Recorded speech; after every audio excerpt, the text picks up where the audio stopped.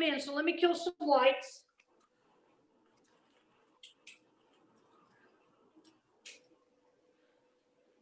Better? Okay, now I can't see you guys. I can only see Shelly, so you'll have to chat. All right? Okay, so here we go.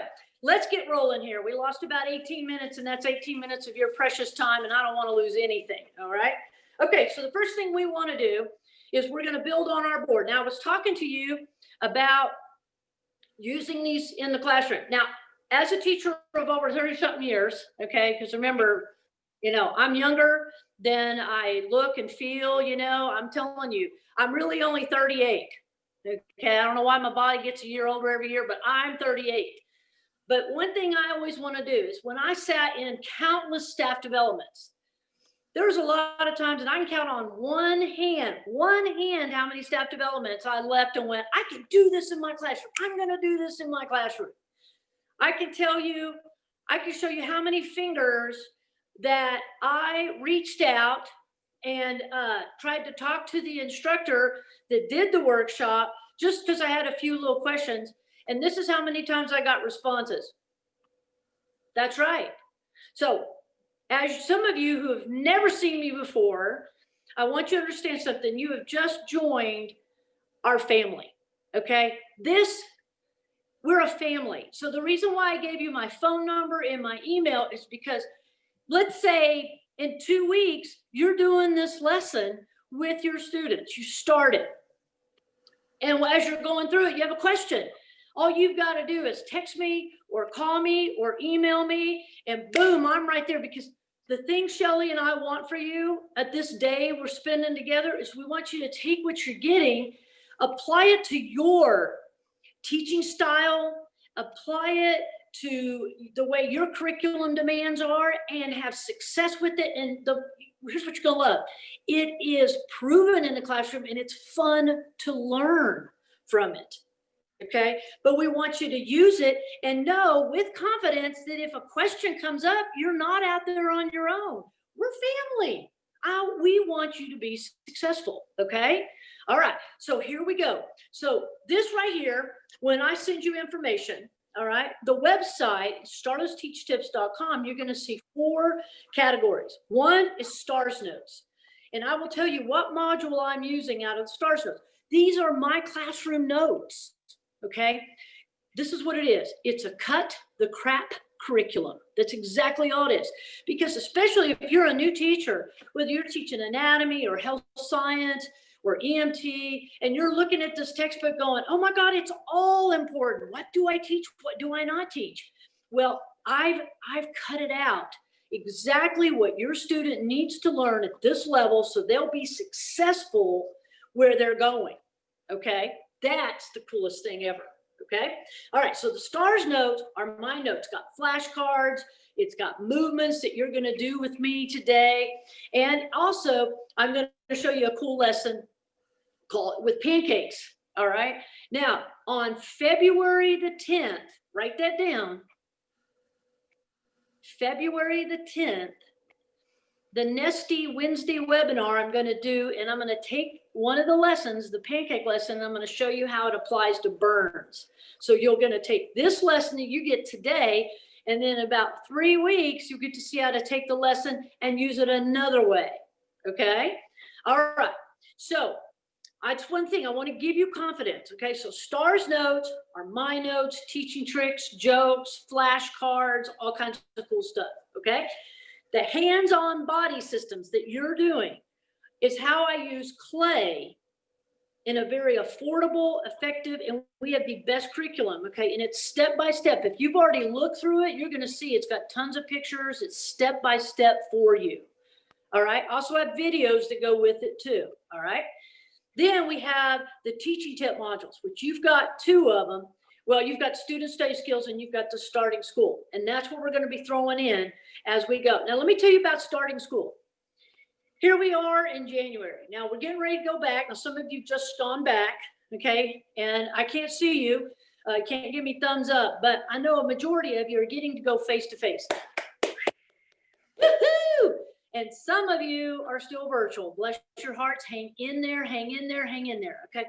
Here's the sad thing. In Lubbock, because, you know, they did the virtual thing. We had a snow day last Monday or this Monday. Guess what? They didn't get a snow day. They went virtual. Oh, I thought that was a shame. Every kid deserves to experience snow days. Yeah, I just was like so sick for them. Okay, so the starting school, I don't want you to go, oh, yeah, I'm doing that next year. Now, some of the things I'm going to say may pertain, but I want you to remember that Monday is the beginning of school every week. So, you know, one of my modules is it's how to handle the challenging student, AKA slay the turd. Okay, the turd is a student that that terrorizes you, undermines you, yep, is rude or disrespectful. That's a turd. And we know all teenagers can become one in an instant. Okay. It might be you have this most precious child. Her name is even Angel. And she's so sweet. And then she starts dating a turd. And all of a sudden she becomes a turd. You're like, who are you? You've never said anything disrespectful and only do it. Okay. So the thing is, you could sit there in church on Sunday and go, God, please, please let Johnny's parents get transferred somewhere else. Well, you know what? Johnny the turd isn't going anywhere. He doesn't get sick. He doesn't miss a day of school. But your best student comes up to you and says, oh, by the way, we're moving to California. You know, so I want to show you with these teaching tools how you handle these students, and you can turn them around. You have to handle them, because if you don't, turdism spreads. And now you got a room full of turds and you dread that class. Okay. You might start out with a room full of turds. How do you turn them around? So that's some of the stuff we're going to talk about. I'm all about prevention. Okay. I was the head coach of men and women's track, of the women's sports. And I'm going to tell you something. I can punish the best. I can. But I don't get out of bed in the morning to punish students. I want to teach them. I want them to come in, sit, learn, boom, here we go. And I want to love teaching, okay? So that is what I'm going to guide you to do. Little tiny things. And my veteran teachers, I'm going to tell you right now, was talking turds yesterday. My veteran teachers, you probably have that look that can kill and melt them in their shoes. So therefore, when we gain that power from experience, sometimes we get a little lax in other things. I'll show you how to tighten that string up so you don't even have to give the killer look. Okay. My new teachers, if you're in your first 3 years of teaching, I'm going to show you how to prevent problems so you never have to deal with them. So that's what we're going to be interjecting throughout the building today. Okay. And then the student study skills, I'm going to bring that in there too. Okay. Can't give the killer look. All right. You can do it. All right. So you guys ready? Here we go. So the first thing we're going to do, we're going to start building, and we're going to start with setting up the cardiovascular system. Okay. So the first thing you want to do, all right, is you want to get your board. I'm going to step in and out so you can see. Now, let me kill this blind right here. There we go. All right. Reflection gone. Everybody good? Can see your board? Perfect. Here we go. All right. First thing I want you to do is I want you to grab what looks like a rusty kind of brownish colored clay. It's a terracotta clay. Okay, grab that. Okay, perfect. Now, we're going to only use half of this. So my type A teachers out there, you can go ahead and use your tool and cut it in half.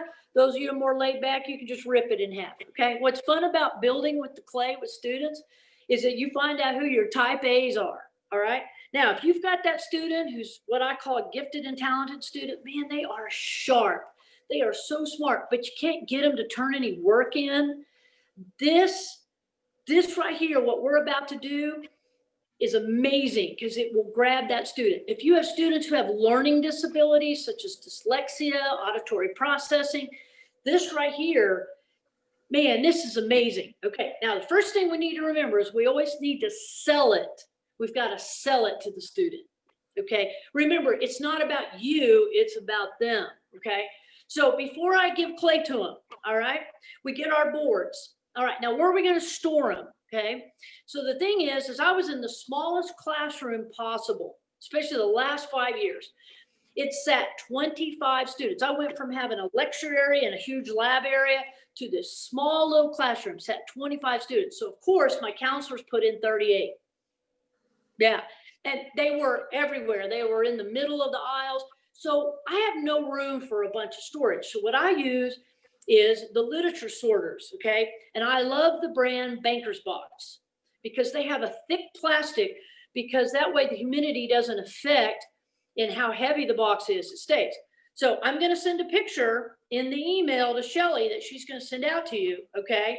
I found a Banker's Box that held 21 spots. That means 21 students' work can fit in it, and it takes up a foot wide and a foot in depth and 2 feet wide, okay? And it was at the end of each desk. So every student had that. If you've got freshmen, sophomores, or juniors, this is the hospital.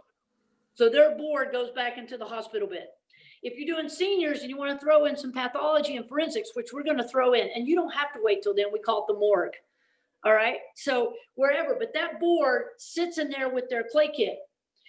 And every time you start school, as soon as the class starts and they see the prompt on the board, which we'll get to, it says, where do we get the clay? You're going to get that. Shelly's going to send you that information in the email that I'm going to send her. Okay. So we'll get you taken care of. So I tells, get your board out, get this and this clay out of your kit, have your tool ready to go, have your notes ready to go, and you have 2 minutes. And as soon as that class is full, I close the door and we start. All right. Okay. So when the student gets their board, you guys hand them their board. Okay. You have to make a decision. This is so affordable that I'm going to be honest with you. I let students take their work with them. All right. So if this is the end of the unit, which is known as protecting and feeding the body, all right, this is the end of the unit, we're finished. This student gets to take their board with them. They will put them in shadow boxes. I've had pictures of students who are in their dorm room, and all of their boards that we've built, they've had me as their sophomore and junior and sometimes senior year, all of the boards they built with me are in the background in shadow boxes.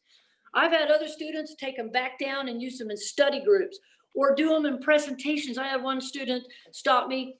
Yes, I was getting a burger. I know it's shocking. Okay. And he was in the line. He goes, "Oh my God, Miss Ewan, how are you?" You know, they're so surprised to see you out of your classroom. You know, they're like, "Ooh, you eat hamburgers." And so he goes, "Miss Ewan, I built the brain out of clay for my psychology class, and my instructor could not believe it. She said it was the best presentation ever." Isn't that funny? A college presentation, you built the brain out of clay, and she's blown away. So yeah, so it's great. Now, if you can't afford it and you want to reuse your boards and reuse your clay, then at the end of the lesson, students do picture day. Okay, and you'll see them do selfies. Okay, then you do what we call funeral day. Use soft music and electric candles. You know, don't do the real ones. That's against the policy. And then we take down the last thing we put on is the first thing we start taking off, and we take it off as a review. We review as we dissect it. So we built it from the inside out. We dissect from the outside in, just like when you're eating a chicken leg. Okay, you go from power muscles to single joint muscles. Okay, don't want to change food for you. And so what happens is that you separate the clay by color, shine the board up. It's ready to go next year. So that's an option for you too. All right, so we want to get this part out. Now, if they're going to get to take their board, make sure down here they put their name in Sharpie so that when they put their board in the Banker's Box, they can see their name. All right. If you're going to recycle your board, you get a Post-it note, they put their name, and then tape the Post-it note on. So, because eventually that glue will come off. Okay. So you want to make sure that they tape it on. So everybody see the alternative? Okay. Your options. Great. Okay. So now, yes, ma'am. There's a question about where do you get your clay from? Do you sell those packages to teachers? We do. And on the website under Hands-On Body Systems, you'll see the clay kits. Especially with COVID, they're already cut, exact measurements, and they come in and we send them to you just like that. Okay? Like the ones you sent that that I sent out for you, correct? Yes, and I'm going to send you a new email at the end of this. Yeah, and it'll have more information and pictures, and all you've got to do is forward it to all your teachers. Okay? Yeah, it'll make it easy. Also, in that email is going to be my bulk source. I get nothing from them, no commission or anything. If you have like 200, 250 students, you might want to buy it in bulk and cut it yourself. That's an option. We've had some teachers do that, but then the next year they come back and buy clay kits because they're like, I don't have time for all that. But it gives you an option. The most important thing, Shelly, and I want you guys to do is be able to do it. Okay. That's the main thing. Okay, cool. Also, you don't need 250 tools. You only need a classroom set of tools, and we sell those at a cheaper price than you will ever get those at Hobby Lobby or anything else. All right. Again, it is all about getting this in the classroom. And once you start building with the clay and you start implementing your content notes with it, you're going to see such a huge retention, and the students love it. And here's what's neat. The clay we use is a non-toxic, hypoallergenic plastilina clay. It never dries out, ever. Yeah. So that's why you can reuse it year after year if your budget is really short, okay? Or the fact that, let's say we build a few things today. We came into class, we're going to build a few things today, and then we're not going to build for 3 or 4 days. It's not a problem. The clay is still fine. Okay, it'll be fine all semester. That protection and feeding the body, this right here, as y'all can tell, I talk a lot. This lesson for me will take me with all the pathology and stuff I'm going to put in. And this is the simplified. See, we can also add the biliary tree and the hepatic ducts. We can add all that in there. It can take me 8 weeks to 12 weeks to 14 weeks, depending on how detailed I want to be. And here's the neat thing about it. You notice something about it? It doesn't fall off. So you can build in greater detail on the flat board than you can on the expensive models because it doesn't peel off. It doesn't. And here's what I love about it. You can see it from the sides. So you can see the organ layering from the sides. That's what's so great about it. And so students are going to use their phones, which we're going to talk about phone management in a minute. Okay, so here we go. We've got our boards. The students have labeled it. Now, before we give clay out to students, remember they're students. Okay, so I take a piece of clay and I roll it around in my hands and I walk around the classroom and I tell them, okay, guys, this is the most powerful way to learn.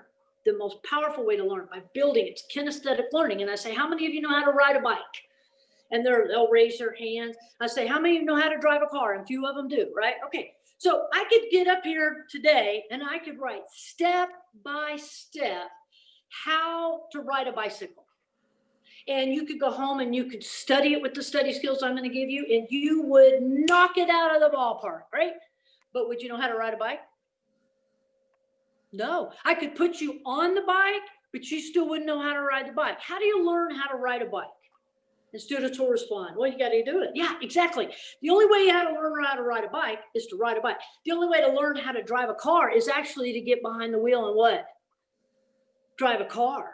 It's kinesthetic learning. But once you know how to do those two things, you know it forever, right? As some of you have experienced, if you've done a European tour, I'm sure some of you popped over there to France or Italy, or maybe you took a 2-week cruise. Don't look at me like that. Don't look at me like that. When you came back, you still knew how to drive a car. Some of you haven't been on a bicycle in maybe a few years, right? Yeah. But I bet if I put you on a bike right now, you know how to ride it because it's kinesthetic learning. So why can't we take that same concept and learn difficult content by kinesthetic learning so we imprint it forever? And that's what I tell the students. For example, Penn State University did 2 blind studies. They took their medical students that were doing gross anatomy, and they had one group build in clay only, and the other group did the gross dissection. Both times, the clay building outperformed the gross dissection. Yeah, now I still love dissection, but this is what I found in my classes. If I build first and I dissect second, or I watch a video, you got all these 3D videos and stuff, and those are fine, but just remember they're 3-dimensionally visually. not kinesthetically.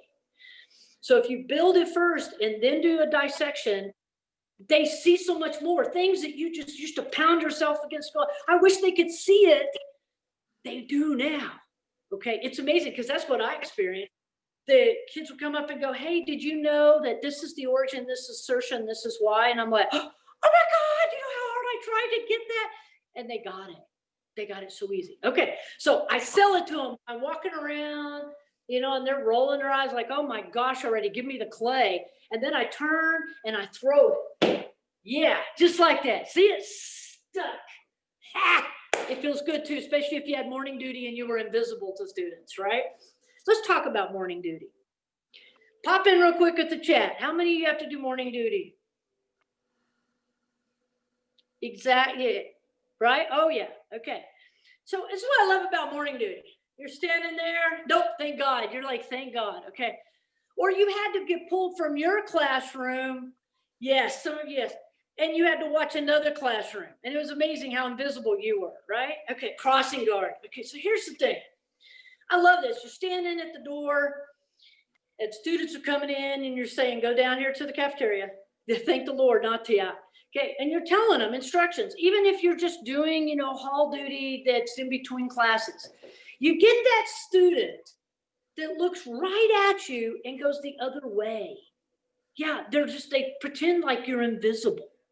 And you're just like, hey, did you not hear me? And they just keep walking. Okay, don't do that. Don't yell at them. Okay, here's the thing. That cell phone of yours is a wonderful tool for you. Yeah. Any student that you direct that they need to do, stop running in the hall, or you need to go this way and they totally ignore you, or you have to take over a class and you give a student a directive and they don't listen to you, just get your cell phone out, or you can follow them down the hall. Don't scream and yell at them. Don't run. Some of them will duck into the bathroom. I just wait for them to come out. And when they do, I just go click. Since you won't stop and listen to my directive or give me your name, I'll go to the office and find out who you are. Oh, all of a sudden, what? Okay, well, I didn't hear you. Or, this. Okay, well, let me tell you something. So now you've got great leverage. Watch how we're going to flip this, okay? You can take a picture of a student for a disciplinary reason. That's legal. So this is what I do with the student. Now I have their full attention. They're like, well, I didn't hear you. Well, you heard me. So who are you? And so I make them make their badge match up to their picture. And I'm like, anytime I give you a directive, you follow it. Do you understand? And they're like, yes. Okay, well, here's the deal. This picture right here, I'm going to hold it for a week and I'm going to see you. And every time I tell you what you're going to do, you're going to do it. And tell your friends too. All right. And then I'll delete it. You good? And they're like, I'm good. And it's so funny because now I see them. I'm like, hi, Zachary. How are you? I'll miss you and I'm good. Good. You're going that way. Yes, ma'am, I am. So I tell them, if you need to go this way or you need to do anything, you better have a note. But you treat me with respect. If I tell you to paint the wall, you ask me what size of brush and what color. And so it's interesting just taking their picture. If I'm in a classroom and I don't even know these students and the kid starts getting up and around, I'm like, you need to sit down, and they don't. I just take their picture. So I want you to know that your cell phone can be a great tool for you in discipline, especially with students you don't know. Okay, so that's just a little teaching tip on that. Okay, yes, then eventually I delete that picture. If I need to, I'll go to the office. It's so funny when I go to the office and go to the principal. Secretaries, by the way, if you don't know, run the school. Okay, and so you'll show the secretary, who is this? If there's not a principal around, they're like, oh my God, what did he do already? It's funny how they already know that student. Okay, so just telling you that cell phone is going to be powerful for you. Okay, all right, so back to your clip. All right, so I tell students this, okay, this is a great way to learn, but that's not going to do you any good. What does this teach you? What does this teach you? Nothing. So I better not see clay anywhere on the walls, ceiling, on yourself, outside this classroom. And if your friends start getting curious about what you're doing and you want to show them, that's fine. Just make sure they keep their hands off the clay, because you'll be shocked how interested other students will become in what you're doing. Okay. And so I tell them, I'll tell you what this will get you. You see that right there? I'll tell you what it'll get you. This is what it gets you. Get you 5 clay questions on the end of your payday. Yeah. Okay. Now, for me, a payday is a quiz. Okay. So here's a teaching tip for you. See, I'm going to keep going back and forth for you, right? Now, I'm going to send these instructions via email to Shelly, and that's going to be one of the attachments that is going to be on the email. There'll be several attachments, and it's going to be the payday instructions. And those of you who get my newsletter, you've probably seen them before because I put them in the newsletter. And if you want to be a part of the newsletter, all you got to do is email me and say, add me to the newsletter. All right. So here's a payday. When you tell students, hey, Wednesday, we've got a quiz. They're like, oh, God. Okay, because when you hear quiz, students are like, me against you, right? You've seen this happen. Ready? They have this disease. You failed me. Oh, you were tricky with that. Or you give the exam and they're like, well, I made a C? I studied for this. And they're like angry with you because you gave them a C. That's this disease. See, it's your fault that, yeah, or they'll think it's your fault I'm not learning because you're a sucky teacher. Okay. So I'm going to show you how we're going to reverse this. Payday, you go in on Monday, guys. Go in on Monday and go, hey, guess what? There is no more quizzes and exams in this classroom. They're like, woo! And you say, they're called paydays now. All right, here's how it works. On your board up here, okay, you're going to have a pay scale. And again, I'm going to send this pay scale with Shelly on this email, okay? And it starts out like this. And you just have it up there. And when they walk in the first day on Monday, they have no clue what that is. It'll have 100% equals $45 per hour, okay? $35 an hour is if you make in the 90s. 85. Okay, so at each time you go down, 90s is 35, in the 80s is 25, in the 70s is 15. You see that? 60s is minimum wage. It goes up, and if they get bonus, it's 10 bonus points. So all this will be written for you, and that'll be all up here. Okay, is everybody good? Okay, so this is your payday. You turn to them and go, from now on, this is your payday. So when I give you a quiz or an exam and you get your grade, look up here what you made. And that's what you're worth to the real world, because education is money. All right. So let's say I give a quick 10-minute payday on Wednesday. All right. And we go through it, and let's say we grade the papers in class. I call it reviewing. Students can't put a grade on it. They can just review it in class. I'm going to show you how this works, okay? So let's say that a student said, okay, so the students, it's on my paper. I hand it out, okay? The students take it. Then they're done. They fold it in a sagittal plane, which is long ways, hot dog style.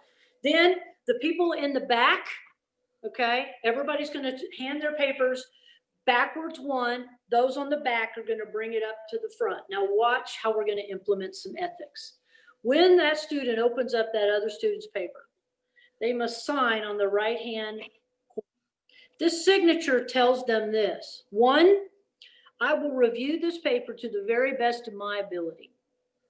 2, I will not discuss how you've done with anyone but you and the instructor, period. Because what do we have to teach students in health science? Ethics. So we teach them now. And I tell them this story. This is how it works. I don't want you going and you're hanging out at lunch and going, oh my gosh, that Shelly girl, she is wicked smart. She never misses anything. That's right. Next time, all of a sudden, Shelly comes to me and goes, the kids are talking to me, talking about me, how smart I am. And now she's not doing as well. She actually is failing on purpose. She misses stuff on purpose because she wants to fit in. She doesn't want everybody thinking how wicked smart. See, whether it's a positive comment or a negative comment, it is still against ethics. You do not discuss how that student did with anyone, positive or negative.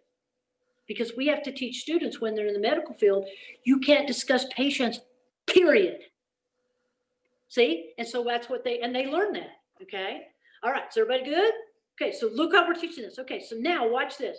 So now we're going to go over the payday. And oh my gosh, how many of you love to grade papers? Come on, how many of you? Uh-huh. Yeah, okay. I know, not a single one raised their hand, did they, Shelley? Not a single one. Okay. But who loves to grade papers? Students love to grade papers. Not only do they love to grade papers, they correct them. So let's gather that enthusiasm for our benefit. Ready? Ready? Watch this. So now we're going to go over. Students can only mark the question wrong if it's wrong.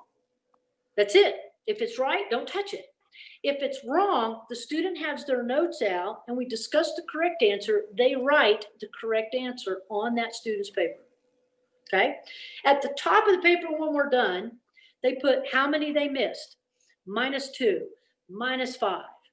Okay? They can put +0, +1, or +2 for the bonuses. That's all they can do. Then they fold it back in a sagittal plane. Then we hand it back to the owner. Watch this third part. As I get my paper back, I open it up, I have my notes, and I review my payday to make sure, one, it was reviewed correctly, and two, I'm going to take a highlighter. I'm going to highlight my notes of what I missed. Huge, teachers, this is huge. Study skill. Students don't know how to study. You're looking at me like, you're telling me that? Oh, yes. Let me tell you something. This is not their fault. This is not their fault that they don't know how to study. In junior high, there are no classes of study skills. None. There's no study skill classes in high school. But what do we tell them to do? To study. So you know what their idea of studying is? Their idea of studying is memorization. So this is what they do. They memorize, memorize, memorize, memorize, memorize. They come to the payday, they regurgitate, regurgitate, regurgitate. Okay? Or maybe they study and what they memorize by now is the first part of the notes, but when it comes down to the second part of the notes, they don't have it. Okay? So what marking their notes shows them what you don't know. You don't know this information. Okay? So now our payday becomes a learning tool to show students, hey, you don't know this. And if you don't know it on the payday, there's a good chance you're not going to know it on the exam. So the paydays help stair-step the student to the exam. Okay, is everybody with me? One, you give the exam, the exam or payday. Now, we never grade exams with students. That's on you, ever, okay? We give them the payday. 2, they reviewed the payday. 3, now they're looking over their payday and marking their notes of what they missed with a highlighter.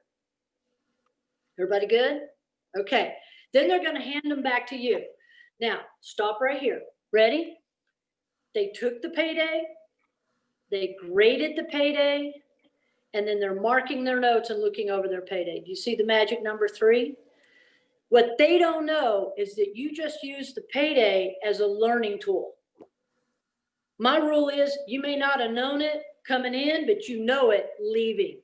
There's a lot of times, one, it exposes the students what they don't know. And the second thing it does is it helps them learn what they didn't know. So you just turn a simple quiz, a payday, into a learning tool. Okay, now watch this.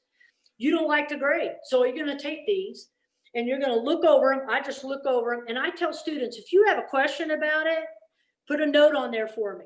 Okay, put a note on there. So what happens is I go through there. All right. So I pick them up and I tell them, okay, everybody, this had 15 points on it. 15 points. Here we go. If you missed one, then you made a 93 today. Look on your payday. What do you work to the world? What'd you just make this week? Oh, nice. $35 an hour. That's pretty sweet. Okay, good. If you missed 2, you made an 87. If you missed 3, you made an 80. What's your pay? Excellent. Good. Okay. If you missed 4, you made a 73. If you missed 5, you made a 67. If you missed 6, you made a 60. Uh-oh. If you missed more than 6, you got sent home, because after 60, if you're below 60, if you're 59 or below, you got sent home. That's right. In the real world, you get sent home, even if you work for McDonald's. Okay. Listen, if I'm on the line and orders come through, especially through the drive-through, and I'm only getting 55 of the orders correct, how do you think my manager's going to feel when those people start coming through the front door going, this is not what I ordered, this is not that, but they're going to pull me off of the line. They're going to have me clean the lobby, clean the bathrooms, and then send me home and tell me to call tomorrow when I work. And guess what? I never work again. Congratulations, you have a free McDonald's uniform. That's right. In the real world, you have to know your stuff. And in the medical field, you can't walk into a patient's room and only know 55% of what you're supposed to do. So, boom, what are we doing? We're driving home that we're not just learning to make a grade, jumping through the hoops like they're used to. We're showing them that in health science, you must know your material so you can be a quality professional, and your quality professional shows in your pay. All right. Now, let's say I made a 93, but I got a bonus, so I made 103. Yeah. So I made $55 an hour. Okay, so I'm going to send that pay scale to you, but you got to sell it to students. Now, this is what's great. You'll start picking it up, and I tell them what y'all made. You know, this is what the pay scale is, and you hear students go, "Man, I'm driving a Mercedes." Yeah. Okay. Where can I make $55 an hour? No. If you made a 50, oh, I see what you're saying. Okay, never mind. Okay, all right, ready? So I tell students, you hear some students go, "Oh man, I'm riding the city bus." I had one student go, "I'm sleeping on a park bench." Okay, watch what just happened when you hear that. Instead of this, you gave me a C. You failed me. Watch what happens. Boom. Look at that. Ready? I'm riding the city bus. I'm driving a Mercedes. You see that? You see what you just see? They are taking responsibility for their learning. That's what we do. Okay. Now, the pay scale I'm going to give you, you can tweak it. Okay. Like some of you, when you just said, where can I make $55 an hour? So, I mean, you can tweak it all you want to do. I mean, I just use that as a nice little standard fee because of the medical field. All right. Everybody cool? You can be a flight nurse. That'll get you 55 an hour plus more. Okay. All right. So that's a fun thing to do. So now students know what a payday is. So watch what you're going to do as a teacher. You take them up. How quick are you going to be able to slap a grade on these? Pretty quick. Get them entered into the grade book. All right. I return papers. This is part of the teaching tip part of this workshop. I return papers every other Monday. Okay. Or every other Wednesday. Just depends on kind of what our classroom looks like. Now, the reason why I do that is you cannot sit there and tell students you need to turn your work in on time. But you gave an exam 2 weeks ago and you haven't even started grading them. And you know, students want to know what they made on the exam an hour after they took it. Okay. So it's really important that you also are on your A game. Plus, who else is watching that grade book? Parents and students. And man, you look like an amazing teacher when you are on your grades. I tell students, your grades will be updated 6 p.m. every Sunday. Your grades are updated unless I gave you an exam on Thursday. Okay. I don't usually give exams on Friday because too many students are out with athletic stuff. So if I give an exam on Thursday or Friday, I will not have those graded by Sunday at 6 because I have 183 students. I'm not going to have them graded. Okay. Does that make sense? Okay. Yeah. And you've got some other resources that can help you grade faster. Okay. So everybody cool with that? That's your payday. I have had so much success with turning that mindset around and making them responsible. I've had some teachers take this even higher. Watch this. This is an idea for you. So I made a 87 on this payday this week. So I made $35 an hour. All right. So we take that times 40. And that's what I made this week. Okay, so I put it in my notebook. That's what I made this week. And then the next week, whether it's an exam or a payday, then I put up what I made. After 4 weeks, I total up my total gross income. Then we take out some taxes. Then we take out rent, car payment, groceries, utilities. And you should see the look on their faces the first time you do it. It's a reality check because they think when they graduate from high school that all of a sudden the heavens open up and they get a new car, a new stereo, they're gonna live on their own away from their parents. Yeah, this gives them a reality check. It's really cool. You don't have to do it all the time, but it is pretty fun to do it, okay? All right, now what about that student that's got sent home? They're starting to realize, wow, if I don't work harder, my paycheck is not gonna hold me. So I really sell this payday at the beginning, and you could sell it to them because remember, Monday is the beginning of a starting school. You don't have to wait till next year, and your students are gonna look at you going, "What happened to you? What are you doing?" You know why? Because they know you. They got you down now. They study you. I want you to know that it's a predator-prey relationship. That is, they study you because you're in control. So what happens is that you're going to come in on Monday and tell them there's no quizzes or exams, and you're going to introduce payday to them, and they're going to be looking at you like, so you have to really sell it, hold strong to it, and you'll see a huge difference in 2 to 3 weeks. You'll be like, this is crazy cool. Now, I'm going to give you a lot of things that you can change next week. You don't have to do them all on Monday. You can do them each, you can do one per day. Just freak them out. They'll be like, who are you? Because see, they're comfortable. They know when you're going to turn. They know when they can slip a note behind your back. They got you down. And they do, because if you get a new shirt, they're like, you got a new shirt. Yeah, they study. They know your wardrobe. Yeah, they know where you park. And some of them have even Googled you. Yeah, they know a lot about you. Some of them know where you shop for groceries. So you're going to change their world up next week. So I'm going to give you this. I'm going to send this weekend. I'm going to send this to you. Shelly will get this out to you Monday, and you'll have that payday. You may want to introduce it to you on Wednesday. Monday, you may do some different stuff that we're going to talk about. But man, take it back and then watch their faces. Like, who are you? What happened to you? But you're going to watch those students. Some of your students go, man, I love what you're doing. This is great. Okay. I just say, give it a try. Implement it. Okay. All right. So now let's go back to the clay. I said 5 clay questions on your next payday. Yeah. 5 clay questions. If I see any clay where it's not supposed to be, 5 clay questions, such as, what page number is the skeleton on in your textbook? Who is the author of your textbook? What's the ISBN number? Oh, and how many words are in chapter 6? Those are the kind of clay questions that you will get. Now, you're going to have some students, how some classes are like this. They don't say a word.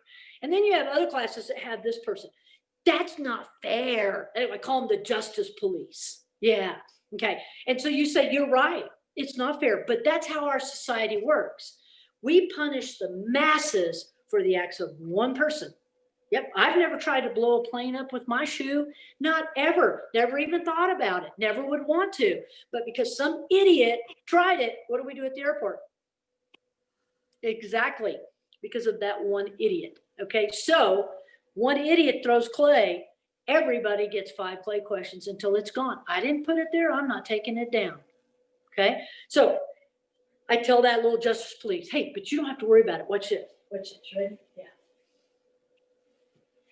If I never see the clay, there's never any clay questions. So who's in charge of the clay? You are. Make sure it doesn't go anywhere it's not supposed to. Boom. So teachers, what you just did is you recruited 38 pairs of eyes. They will make sure clay does not go anywhere it's not supposed to. Now, I'll just tell you this really quick, okay? Once you start building on these boards, it really isn't an issue. They just really become focused. It's their board, it's their patient. Some of them even name them before we even get started, and some will name them as you go. Like my board is named Clay. Get it? Ha, Clay. Okay, so, but dress the clay. Address it. You don't have to take as much time as I did because I wanted to teach you about the payday, okay? But do throw it and tell them about the 5 clay questions, but don't worry about it because y'all are in charge of it, and I probably will never see it. And every once in a while you hear somebody go, don't do that, don't do that, put it down. Don't worry about it. They're regulating that person's self-regulation. Okay. All right. So here we go. Take a piece of that terracotta clay, roll it in your hand. There you go. All right. I'm going to close this blind because I've got big time sun coming through. Let the sun in. There we go. There. Okay. I know y'all, so I just wanted to share a little bit of sunshine with you since you're not going to see it today. Okay. All right. Roll it into a ball. We start all clay building with a ball. Know your structures. Mini M&M, M&M, peanut M&M, almond M&M, or a cherry tomato. Okay. All right. So here we go. We got a ball of clay. Great. Okay. Now what we're going to do is we're going to take it, and you can see my hand. You guys see my hand okay? All right. Place that on the tabletop. Now, I have students build directly on the tabletop because it's slick. All they got to do is roll the clay. Then they take a dry paper towel. Don't use wet because it smears. It's got glycerin in it. Dry paper towel. They dry their hand. They wipe their hands and they wipe their desktop. Now, if you have like a tabletop that's kind of gritty, has a little texture to it, then all you got to do is take a laminated board and they can roll on this, or check your math departments. They have these little cut boards they used to use where they would write numbers on. They got stacks of them back in their storage room, or you can go to Lowe's or Home Depot and get a shower board and have them cut them into 12 by 12s, and those are cutting boards and they can roll on that. Okay. So that's all you have to do. But if they have a flat, shiny surface, you don't need anything. Okay. All right, here we go. Place your hands over it. I'm going to back this up just a little bit. Place your hand over flat and go back and forth. Okay, we're making a tube. So we went from a ball to a tube. There you go. Okay, you want the diameter of the tube to be about the size of a pencil. All right, because they can't see diameter up on the board, I always pick it up and show it to them. Okay, but a little bit thicker than a pencil. Okay, we're going to build the diaphragm. The diaphragm separates the thoracic organs from the abdominal organs. Now, I do want y'all to know this. Ready? I'm not showing lessons to you for you to learn. Okay, I'm just showing you what it looks like to a student. So you already know what a diaphragm is. You're like, I already know that. I'm not teaching it. I'm just showing you what it looks like when a student would receive it. Now, if you accidentally learned something today, cool. Okay. All right, here we go. So the diaphragm on our board. Okay, everybody good on it? Can you see it? Good. All right, so we know the diaphragm is going to be just about 2 millimeters below the axillary region. All right. Okay. And I tell students that diaphragm would be flat if I was inhaling, right? But if I'm exhaling, what happens to it? It domes up, right? So inhale, exhale. And I make them do that with me. Inhale, exhale. And you're thinking, why would I have them do that? When you do that, again, kinesthetic learning. Okay. So now you're going to take it and you're going to dome it a little bit. There we go. Now, what's wrong with that picture? The student's like, well, it's way too low. Exactly. Okay. What's wrong with that picture? And they'll say, well, it's too high. So I like to ask them that. Make sure they got it right in the right place. Okay. Now, pinch. You're going to take your hands like this, and you're going to pinch the clay so it's triangular shape, and then push it onto the board. So you're taking it, and you're putting it like that.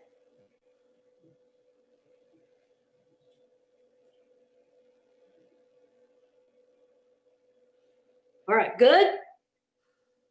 All right, now take your tool and trim the diaphragm. Okay, I'm going to bring it up to you.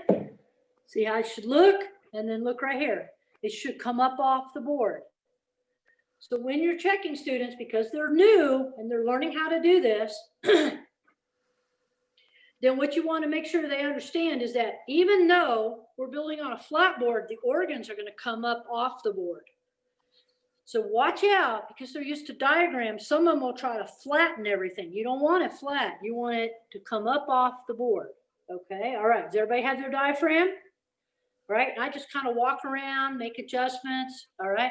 I try not to build anything for students because if I build it, then they become codependent. Don't let it. Now, type A students, you'll get a few of them that are severe perfectionists. All right. So I build to the middle.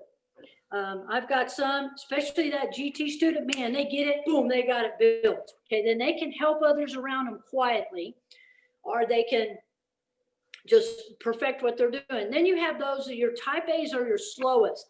Because they're trying to be so perfect. So I tell them, hey, you got to keep moving on. If you want to come in during lunch or before or after school to rebuild it, make it perfect, you can do that. All right. If you have a student, especially like at the beginning of track season or basketball season, or like, I'm going to be gone Thursday and Friday this week, next week. If you know you're building on that, they can take their board and the clay, and their buddy student can take pictures for them and they can build it, and they come back and their stuff is built because now their buddy student taught them, well, what's the best way to learn something? Teach it. Yeah. So I want you to know that just because a student misses, they don't have to be behind. Okay. Another thing, you want a baker's box just for you. So you have a board for first period, you have a board for second period. So if I do have a student that misses and they unexpected miss, they were sick or they had to help take care of a family member, they come in and they go, I missed what happened yesterday. Can I have your board? You just pull your board out because you know first period isn't going to build as fast as second. Every personality of every class is different. Okay, like my first period, they were, I love you too. I don't know if you're telling Shelly that or what. Okay, so first period, man, you know, they haven't had as much coffee, so they're a little bit slower. Second period, they're right on it. Third period, my third period, ask every question known to mankind. The problem is they're good questions. So third period's always behind everybody else. Fourth period, you know, their blood sugar's lower. It's right before lunch, and they say nothing. I mean, they hardly say a word. So they're faster than everybody. So remember, you need a board for each class, okay? All right, here we go. We got our diaphragm. Take your tool, and we're going to make right along the midline, we're going to make an indentation into our diaphragm, okay? So I'm turning it for you so you can see it, and then I'll bring it in front of the camera. See the indentation right there? Yeah. So we're going to have organs that fit through there. All right, does everybody have that? Perfect. Okay, now wipe your hands. Here we go. Wipe your hands with your paper towel. Wipe the area that you rolled that terracotta clay. All right, now grab you. Now watch this. You have two different colors of clay here. You have an ivory clay and you have a white clay. See the difference? Watch out for students that are colorblind. All right. We all know, usually male. A lot of times they don't eat you. All right, Zach, good. Do you have your wife around or can help you? Double check and compare. But I always assign a student to them to help them make sure they got the right color. Okay, so you want the darker for you, Zach, you want the darker of the two. Okay, so you want an ivory. Sorry about my throat, it'll go away. All right, grab you a piece of ivory clay about the size of a peanut M&M. Now you'll say peanut M&M a lot in class. We use this size a lot. So at Christmas time, guess what I get a lot of? Peanut M&Ms. But you don't have a problem with that because I'm a chocoholic anyway, so it works for me. All right, everybody have one? Okay, once again, we start out with a ball of clay. All right, okay, good. Here we go. Beige, that's fine. All right, ready? Same thing. We're going to roll this out to a tube. All right, everybody have two? All right, now watch this. When they start rolling smaller tubes, sometimes they do this. So I show them, be careful, don't put too much pressure because you don't want it to look like that. All right, this is not what we want. This is what we're building is an esophagus. An esophagus that looks like this has some trouble. They're going to have what's called dysphagia. They cannot swallow very well. A lot of times, this course can be how they're born, but this is also the result of a child swallowing one capful, one swallow of bleach. So what I like to do is throw in windows of pathology, life skills, and so you're supposed to child-proof your home. Well, I'm going to tell you right now, those child-proof caps, 2-year-olds can get those off in a heartbeat. What do they like to do? Touch and taste with their tongue. All right, because their fingers haven't developed sensation as well. I mean, they can feel, but their brain isn't totally wired up to smooth, rough. So they still like to feel and taste with here. And so what do? They swallow a capful of bleach. Look at that. See the scarring down of that? It burns it. So it scars down, and they have that. So that's a neat little quick little pop lesson. So I tell, hey, if you've got small children in your house, make sure you double check and make sure nothing is within reach of a child, because they can get into it. All right. So now you got students, you've turned them into ambassadors. So you got some parents that aren't on the ball, or they forgot, or they're just too busy. And now that child will go home and double check all the cabinets. Okay. All right. So here we go. I tell them, if you do that, just start back over. Okay. Relax your hand. Here we go. Roll that out. You can use both hands. You see I'm using both hands. Okay. Let's double check our length. This is going to be the esophagus. It's the deepest organ in the thoracic cage. Okay, so here we go. All right, so I like to mess with them a little bit. Okay, anything wrong with that esophagus? Anybody see anything wrong with that? Yeah, you shouldn't have food in your brain. That'd be really bad. All right, so instead, they should tell you, oh, it's too high, and they laugh, okay? All right, so just tap that down. Now make sure this is towards the back part, okay? We want that towards the back. Because we have to have room for our trachea right here this afternoon. Okay, now take a look from the side. Notice how that organ is lifted up because of the diaphragm. All right, it travels through. Okay, now take your tool. You want to wipe your tool because you cut the terracotta clay. You want to wipe the tool, and you want to cut the esophagus right here as it goes through the diaphragm. There you go.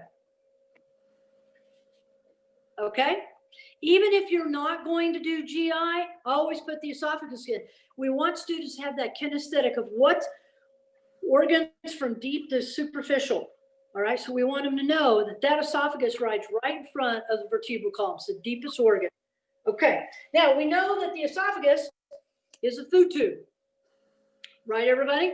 Now, something else I do, nice little teaching tip you may want to do, is I want 2 kinesthetic activities. First, I copy this diagram off, okay, and I give it to them, and they paste it into their notes. Now, stick glue is okay, but I found that a lot of students get frustrated because it comes off. So we tape this diagram, and we put it on one side here, and then on the other side, we have the numbering label. And so we draw the same structure that we're building, and then we label it over here. So now you have students drawing the structure, and you have them building it in clay. 2 kinesthetic lessons. So they know what a diaphragm is, breathing muscle. They know the esophagus is the food tube. All right, we're going to give them a little bit more. Now, those of you, I'm staying in the middle, but if you want a higher level, you can tell them what kind of epithelial tissue is lining the inside of that, which is the same thing as your skin, which is stratified squamous because it's wear and tear.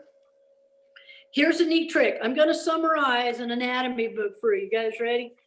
Cliff note. 2. Everybody do 2 for me. Give me a peace sign. There we go. 2. This stands for this. Yes, right. There you go, Shelly. There are 2, every hollow organ in your body. There's only 2 exceptions. Every hollow organ in your body has 2 layers of smooth muscle. 2. Yeah. Think about it. One layer goes circular, and the other layer is longitudinal. So that tube can do this, open and close. See it? It squeezes and it relaxes. I see y'all processing it. Ready? Here we go. Every hollow organ except for the stomach, okay? The stomach has 3 layers of smooth muscle. It's the only exception to that. And the heart doesn't count because it's its own entity, which we're going to talk about. Okay, everybody cool? Now think about that. Your entire gut, except for the stomach, has how many layers? 2 layers of smooth muscle. Your entire cardiovascular system has what? 2 layers of smooth muscle. Urinary, reproductive, lymph. Isn't that cool? I know you're like, wow, that's right. So if it's a hollow organ, it's got 2 layers of smooth muscle. And I know, ladies, you think the uterus has 3 because it sure feels like that, but it doesn't. It only has 2, okay? Even though it's got an amazing tenacity and endurance to it. Okay, so that's a fun little lesson to show them because that can play out because we're going to go into the cardiovascular. Okay, so everybody sit up straight and raise your right hand for me. There you go. There you go. Good. All right. Now swing it across to the middle of your chest, right across your sternum. There you go. Now make sure the palm of your hand, there you go, is between your nipples. Okay, those of you well endowed where your nipples used to be. Okay, so come back up. There you go. Good. You got some girls that are already well endowed, so bring them back up here. Okay, this is about the 5th rib. Good. Now press and cup. There you go. Yep, go ahead. It's okay. There you go. Good. All right. Now, make sure your palm is over the sternum. Make sure that I'm going to twist this down just a tad. There you go. Make sure your fingers are pointing to your left hip. Very good. Now take your left hand and make sure you're at the bottom of your rib cage. Very good. There's your diaphragm. All right. Everybody good? All right. Congratulations. You just found your heart. I know. When you do this with students, it freaks them out. Okay. And if your administrator comes in, make them do it too. Mine always peek, like, I wonder what we're doing, because they know anytime they walk in the classroom, they have to do what we're doing. Okay, so everybody good? This is the heart. Now, when you have students do this, have them show them, look, go down your sagittal plane. Look at that. Notice that a majority of the heart is on the left side of the thoracic cage. That only leaves room for 2 lobes of lung on the left and 3 lobes of lung on the right. Cool, huh? Okay. Also, your students will be shocked that the heart is this low in the thoracic cage. Yeah, I know. So I'm going to send you in that email attachment of an x-ray that you can use because I show it to students. I let them get their phones out and take pictures, which we'll talk about in a minute with cell phone management. Because when they leave your classroom this day, they're going to teach their friends where their heart is. Because I tell them, you guys have been pledging allegiance to your tracheas since you were in 1st grade. You've totally missed your heart. Your heart's down here. I know, and they're like, no way, your heart isn't that low. Yes, it is. So I show them that x-ray, show them how the heart sits just on the diaphragm. It's this low. Okay. All right. Now, watch this. Take your left hand, get your heart back on. There you go. Get your left hand. Okay, good. Now cross your midline to your right side. Very good. Fine, but don't touch. Very good. Fine, but don't touch your nipple. Good. Now come just inside between the nipple and the sternum. Good. 5th rib. You're just lateral of the sternum. Is everybody good? Excellent. Good. You know what you are? This is lead number 1. Excellent. Lead number 1. Now we're going to hop over the sternum directly across. Boom. Lead number 2. All right, go inferior or south by about 1.5 inches. This is lead 3, right there. So 1, 2, and 3. Now you're going to go directly below that nipple onto the diaphragm. That is lead 4. Ladies, follow your bra. Zach, imagine. Okay, here we go. Lead 5 is about 1.5 inches from that, going towards the axillary region, and lead 6 is right here. All right, let's do it again. Ready? Here we go. Okay. Yep, you follow your bra. Here we go. Ready? 1. Skip. 2. 3, 4, 5, 6. Put a lead on each arm, a lead on each leg, and we got a 12 lead EKG. Okay. That right there is in the STARS notes in the heart module. So then we take that and now we're going to take it to build it. So we can draw it. Sometimes I draw. Thank you. So sometimes you can draw it and then build it. Sometimes you build it, then draw it, and then we act it out. Again, look at all the kinesthetic learning because it imprints. Is it possible to have a heart this way? It is called dexicardia. And it's about 1 out of 100,000. Oh, not 100, 1 out of 10,000 people have this. And it's so funny because they come to the ER having a problem. We put an EKG on them. Woo, it's wacko. And there'll be one nurse in there goes, wait a minute, flip it. And they'll flip the leads and they got a normal EKG and they found a person with dexicardia. So yeah, it can happen. That nurse, she was on it, okay? All right, so here we go, ready? You're gonna take a piece of the red clay, all right? Now, before we do this, let's talk about the size of hearts, okay? Now, when you're writing the curriculum in your head of building and then using other equipment you have in your classroom and all that, yeah, it's what I want you to do. Wow, I implement this and that, and I can do this tiny little clay lesson, and then I can show them on this software. I can show them on this cool mannequin that we got. You know, this, I love some of those cool mannequins, the ones that, you know, that give heart rate and you can do all kinds of pathology. It's amazing. Okay, so everybody make a fist, a right fist. Now, students think this is their heart, okay? All right, and so this right here is the size of your kidney. So everybody look at the size of your kidney. It's amazing. It's got 1 million filtering units. Okay, that's another workshop. We build those later, okay? Ask Shelly if we can come back and do that. Wink, wink. Take your left hand, put your left hand around your hand. There you go.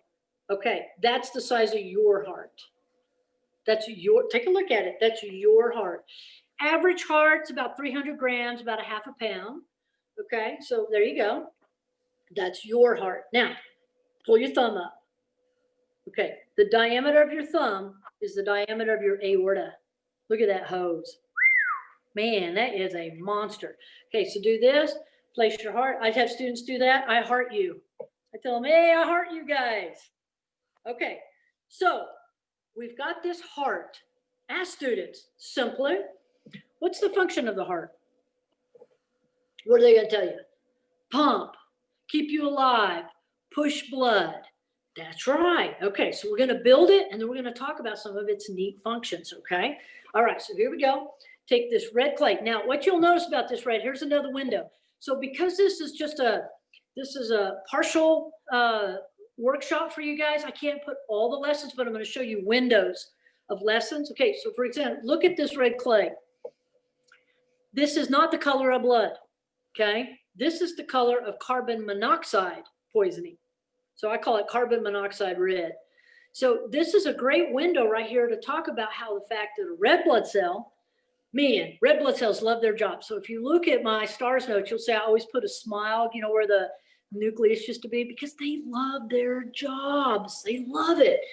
And so they get to only live like 3 months. I mean, it's terrible. They only get to live, you know, that much. Okay, so here's what we got. So they love and they have this affinity with oxygen. And so when oxygen's on them, they turn red. When oxygen leaves them, they turn kind of a maroon color. But when you see the light bounce through your skin, it reflects the color blue. But if I peeled my skin back for you, you would see maroon color in my veins, right? Now you have to explain that because their English teacher told them they had blue blood. Yeah, you have to explain to them there is no such thing as blue blood unless you're from Roswell, New Mexico. All right? In case you'll get that joke, it's because of the aliens. Okay. All right, ready? So oxygen and red blood cells have a healthy relationship. In other words, I'll pick you up and then I'll take you and I can get rid of you for a while and then I'll pick you back up again. And so they can be apart. But carbon monoxide is a stalker. It's that unhealthy relationship where that person latches onto you and doesn't let go. Yes. And so once carbon monoxide takes a seat on that red blood cell, it will not get off. Okay. It takes a lot to get it off, like a hyperbaric chamber. So great window to talk about carbon monoxide poison. I would do more, except that we just don't have as much time. Okay. So I don't want to steal from you, but great window here. And what's great about it is because I like to tell students, okay, if you're in rental property, who's in charge of that heater? The landlord. All right. So I tell them when carbon monoxide is made, and that's anytime you see an orange flame. So if you're looking at the pilot and 70% of the pilot is orange, when it kicks on, your house is being flooded with carbon monoxide. All right. So best way to do this, if you're in a rental house and you have to light the pilot yourself, it should be solid blue. This is why chemistry teachers, when they start getting the Bunsen burners out and they've got them set, you see they start getting a twitch, like stressed out, because they tell us, don't touch the Bunsen burner, because they have them perfectly set. Could you imagine having 25 Bunsen burners and kids mess with them and they mess with the oxygen feed and you start getting orange flame and your classroom fills up with carbon monoxide? That's why they're crazy at that time. So you want a blue flame. And so when that lights up, that lights all the burners, you should have 90 to 95% blue. And that means no carbon monoxide. Now I tell them, you want a quick fix, call the local fire department, bring them to this rental house and make them check it to make sure there's nothing there. All right. Because what happens every fall, sometimes right now, look what you guys are getting, a severe cold snap. That heater's going to run and run and run and run and run and run and run. And we see these tragedies in every community where a family doesn't get to wake up because they died of carbon monoxide. So you can take more of it, but it's fun to show with this clay. Okay. If you're with freshmen and sophomore and that's not part of your curriculum, then just kick that out. So I'm trying to throw as much as I can. Okay, we're going to take this off. Okay, again, the type A's, you cut yours. Rest of you can just tear off a piece. We want the size of a small cherry tomato or that almond M&M. All right, roll it into a ball. All right, here we go. All right, now I'm going to go look over here. I'm going to make sure, I'm going to kind of eyeball it. And I'll make sure, yeah, that's probably just a little bit too big. So I'm going to pinch off a little bit of it. Okay, there we go. All right, just all I'm doing is making a size. That's all you're doing right now. Okay, you don't want it too big. That's called cardiomegalia. And that's usually a sign of congestive heart failure or some type of disease. Now, we do know some athletes get that, especially if they're conditioned athletes, such as a triathlete or a marathon runner. You could talk about another window that you can talk about what cardiomegalia is. Okay, is everybody good?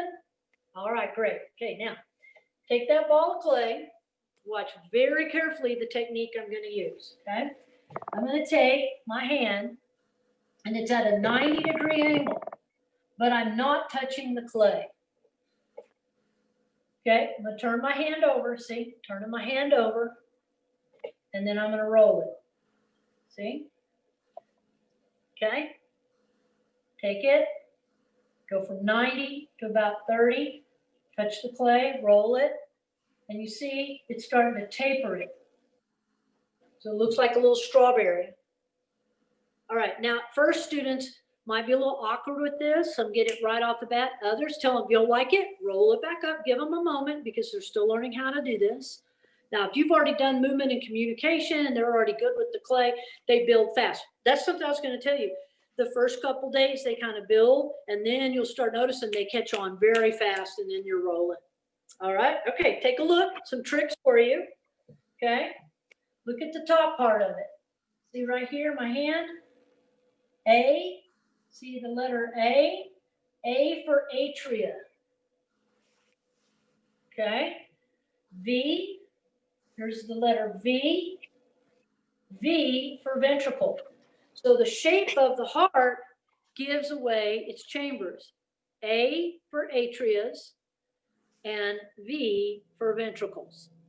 Okay, that helps them learn it. Okay, now another trick you can do is you can have students, one student build it in red, another student build it in blue. They cut it in half and you can make the right side blue and the left side red. Just another trick that you can do if you want. Okay, all right. So now we have our heart. Okay, all right. Now take either a pen or a pencil. Okay. All right, take the heart and stand it on its top. Okay, you're going to stand it right here on its top. You're going to take the pencil and you're going to put a hole right at the very top of it, just like that. Okay, there you go. Excellent. Okay, that's going to be for the aorta. All right, so here we go. Take some of that red clay, pinch off some more red clay, roll it into a ball. You want just a small peanut M&M. Okay, very good. Okay, now take it, roll it into a tube. Now here where it gets easy. It's going to be the same diameter as the esophagus. Doesn't matter the length of it right at this moment. Okay, now watch what I'm going to do here. Y'all see that? Okay, look right here. Y'all see how lumpy that is? I'll make it even lumpier. See that? Okay, now I'm going to introduce this to students so you can introduce it. And then if you're teaching juniors and seniors, you can do a cool lesson with it, which you might have seen me with other conferences do. Okay? But this right here, guys, is atherosclerosis. Look at that. Yeah, you see it? See it narrowed? That's stenosis, the narrowing. Okay. And if I were to slice this and open it in a real aorta that looked like that, it would look like cheese pizza. Yeah, and that's what I serve. I serve little pieces of Little Caesars cheese pizza when I teach this lesson. It's fun. They never get grossed out. So this is what's really cool about it, okay? You're introducing the fact that when this gets loaded with fat and scarring, okay, then it narrows it and it causes problems down below, causes this bubble right here. See the bubble? Yeah, that's an aneurysm, abdominal aneurysm. Yeah, so aorta abdominal aneurysms, here's another one right here. Okay, so you're introducing the fact that atherosclerosis is a reversible disease. It's one of the #1 causes of death in the United States because it is the cause of heart attacks. Because if this can happen in the aorta, it can happen in the coronary arteries, which feed the heart, which we're going to talk about. It can happen in the carotids. It can happen, of course, in the abdominal, causing peripheral artery disease. So you're just opening it up. And this right here, the fastest way to get this is to smoke cigarettes. Which I just opened the door to the conversation of cigarettes versus vaping, which you can have a conversation about. Okay. Also, fast food diet right there. Yep, exactly. So the dollar menu, all that stuff. Oh yeah. So cheap to eat usually means we have food that will fill your stomach, but not feed your body. It's low in nutrition.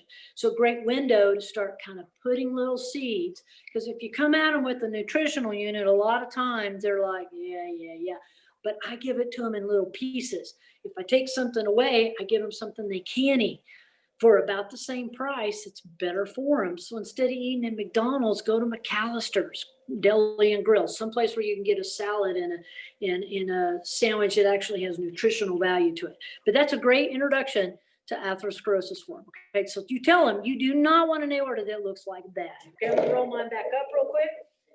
We want it nice and smooth. In fact, I'm gonna add a little bit more clay to mine.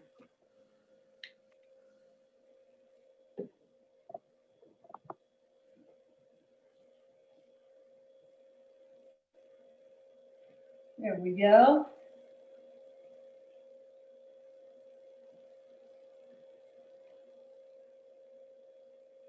About the same, again, the same size, nice and smooth as the esophagus. Okay. All right, so now take your aorta right here, take that aorta, and you're gonna take your heart and take the aorta and put it into the center, okay? And then kind of squeeze that opening around it, okay? All right, so squeeze that, put it in there. Now, students are already thinking it, so you might as well jump ahead. I always believe in getting ahead of students, okay? So I tell students, yes, It looks like the only human cell that has a flagella, which is, and they're like, that's a sperm. And I'm like, yeah, it looks like a sperm. You're right. And if you ever see a sperm that big, you should run fast. That's like a T-Rex sperm, run. Okay. And so they laugh and all that. So always stay a step ahead of their thinking. Okay, so here we go. One of the problems, go ahead and wipe your desk, wipe your hands. One of the problems when we see in textbooks with aortas is it goes up and around and then it disappears. Yeah, it just stops. So take your finger right behind your aorta. There you go. And then curl it back. See how I took it and I just curled it. Look, it's going back behind the heart. Yeah, just like that. And it's going to have a little bit of a tilt. See how it looks? All right, so now watch this. We have this aorta, which is the largest artery in the cardiovascular system, okay? This is the aorta arch. As humans, as bipedal animals, we have an arch. See it? Okay. This arch is responsible for the entire upper body. The descending aorta is responsible for the entire lower body. See? So we just summarized the big concepts. Sometimes we're in there, we're building details, and students, they're so busy learning these details that they miss some of the big pictures. So make sure they get the big picture here, and that is aorta arch takes care of all of the upper body, and the descending aorta that goes behind takes care of everything below that diaphragm. Boom. Okay. Does that make sense? Okay. All right. So everybody good? Am I back on? Yeah, somebody called me. Okay. Everybody good? All right. Excellent. Okay. So now you've got your arch. Okay. Now when we put it on the board, remind students, remember we're coming up off the board. We don't want it flat. All right. So here we go. We're going to take our board here. We've got our heart tilted at its angle. It's going to sit right on the diaphragm.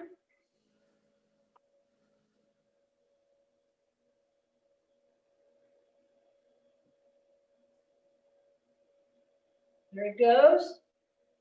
The arch is going to come down and descend. Okay, now I'm going to turn it to the side.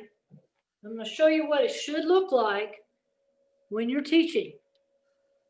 Okay, take a look how that heart comes up off the board, and so does the arch.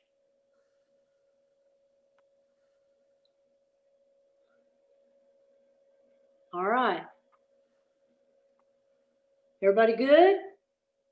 Okay, take your tool and right here at the umbilical area, go ahead and stop it right there. Cut it off.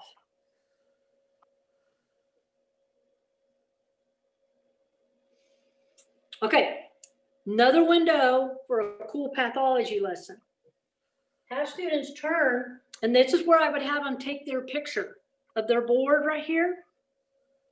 They get their phone out, get to the side, and do you see where the aorta and the esophagus are touching? You see the connection there? Okay, so a lot of students are familiar with heartburn, all right? They're very familiar with heartburn, and they don't know exactly what it is. Well, when you have a stomach acid of a pH of 1 to 3, it's very corrosive. And when that gets up and goes up into the esophagus, well, let's look at the position of it. The esophagus is very close to the heart. Okay, so what's more important to the body? Your heart or your esophagus? Yeah, your heart. In fact, don't tell the brain, but the heart is the most important organ in the body. I know, because nothing can live without it. Pretty cool, huh? The brain thinks it is, but the brain can't live without the heart, but the heart can live without the brain. Yeah. Okay. So if there's irritant, if that acid comes up into the esophagus here, your brain, because it's so close to the heart, makes it feel like the heart's on fire, that burning sensation. So it's called heartburn, even though it's not in the heart. Problem. If a person has constant erosion and heartburn and acid reflux, of course, we call it GERD, right? GERD. Well, the problem is that, of course, so we have a lot of that now because we have such a fast food diet. Yes, I'll pick on that for a long time. Also, keep in mind this. A lot of people, because of the society's nutrition, okay, because if you'll watch in the evenings on the TV, what do you see? You see commercial after commercial after commercial of Burger King, Pizza Hut. And so if I'm a student and I don't know anything about nutrition, it looks good to me, it tastes good to me, it's cheap. I have no idea that I'm feeding my body terrible food, okay, as far as nutritional value goes. Tastes great, but it's not good for me.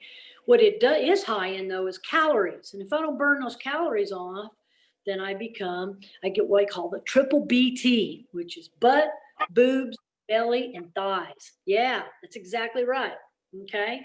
Yeah. Sodas do it. Okay. For every ounce of soda, there's a tablespoon of sugar. So I show students a jar full of 20 tablespoons of sugar, and I put a 20-ounce pop next to it, and I say, that's how much sugar that has. If you don't burn that off, it's the triple BT, butt, boobs, belly, and thighs. Yeah. So what happens? We've got around 67% of Americans are overweight, which means they've got extra, especially a layer of fat on this front. So when they lay down at night to sleep, they have that pressure. Well, that sphincter at the top of the stomach can't always hold that. So we get the GERD, the acid reflux. All right. So that's why it's become pretty prominent in America of that. Okay. Now, it used to be we saw a lot of this with alcoholics. Okay. So you got an alcohol coming down that's corrosive. You've got acid reflux coming up. Now, what I'm leading to is this. Eventually, now that you see this structure, and this is a great window to show students why doctors are just adamant about controlling acid reflux with the purple pill, which is Nexium, or any other kind of acid reducing. Look at this. If the acid reflux begins to eat its way through the wall of the esophagus on the aorta side, it will eventually eat its way into the aorta, which means blood coming from the aorta and down will then go into the esophagus, fill the stomach, and our patient will regurgitate. We're talking about projectile vomiting of bright red blood. Yep.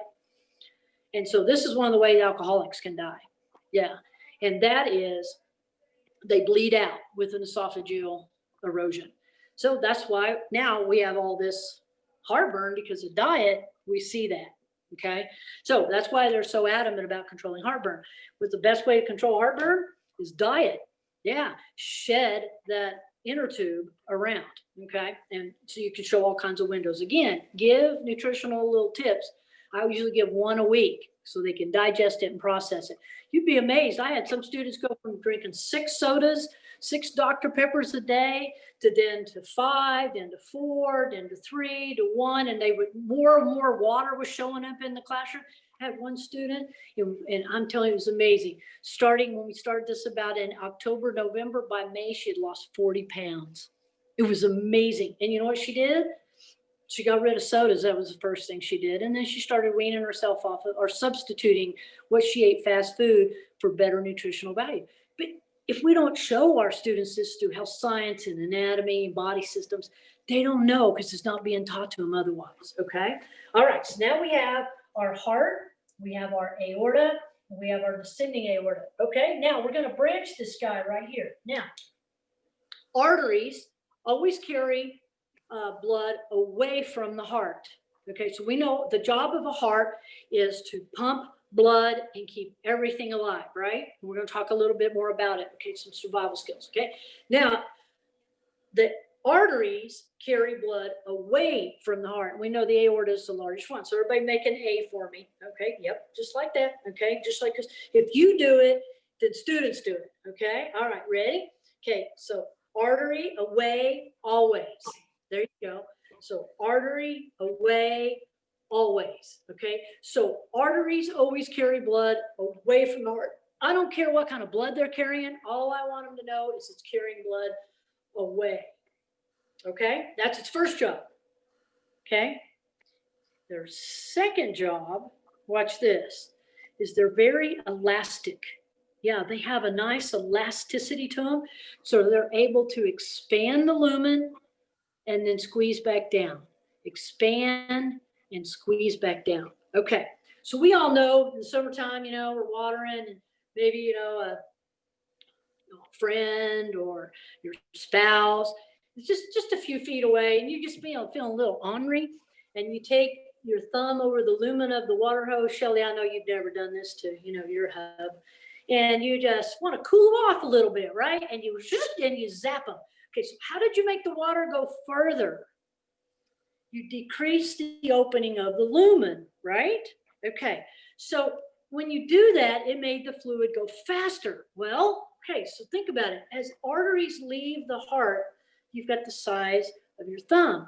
But as they go away from the heart, they get smaller, which make the blood go faster. That's not what we want. We want to slow the blood down. Right, everybody? We'll slow it down. Okay, so when I put that YouTube and I typed in the chat, the YouTube, the blood pressure, that's in great detail. So I'm just going to take you through a little tiny piece of it, and then you can watch that too, okay? So students have heard about blood pressure. It's so cute. I always do this to them, okay? Because especially my juniors and seniors, because they've already had health science 1 and 2, and I hear them, I was like, what's blood pressure? And they give me the old college answer, the pressure of blood. You know how you used to do that? You flip the question around to make it the answer. So some of them will give you numbers, 120 over 80. And I'm like, that's right. What does it mean? Yeah, exactly. They don't know what it means. They just know those are good numbers. Okay, so let's show them what it means. All right, now do this with me. This is in the heart module, the STARS Notes heart module, but you'll do it with me and you can do it with the YouTube to practice. Okay, so everybody take your hands like this. Touch your thumb and your index fingers. There you go, just like that. Okay, so this is your right atria and this is your left atria. Put them together and squeeze them. So even though the right heart and the left heart are separate pumps, they work together. So I tell students, even though you have one heart, it's actually 2 separate pumps. Okay, all right, so here we go. Squeeze the atria. Okay, now flip it. Now look, V for ventricle. All right, put your hands together because you don't want cardiomegalia. Put them together. All right, ready? Now we're going to eject the blood. Now notice the ejection. It's not 100%. It's not, okay? When the ventricles eject blood, they don't eject 100%, which is odd to me when we watch videos, okay? And we show videos of them. A lot of times those videos show all of the blood leaving the heart. All of it, 100%. That's not true. So that's known as the ejection fraction. And the best you can hope for is 88%. Yeah, that is your top line. When you're in your 20s, 88%. Now it's up to you how high you keep it up by how active you are. That's right, okay? And so this is our ejection fraction. So we want fingers to thumbs to show that. Okay, so let's practice. Ready? Atrias, flip it, ventricles. Atrias, ventricles. Okay, now practice with me. There you go.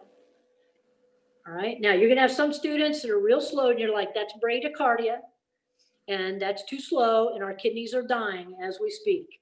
Okay, kidneys have to have a higher blood pressure than any other capillary bed. So you've got to get it back up. So you get them doing this. Okay, now ready? Right here, we're gonna push the blood. See it? We're gonna push it.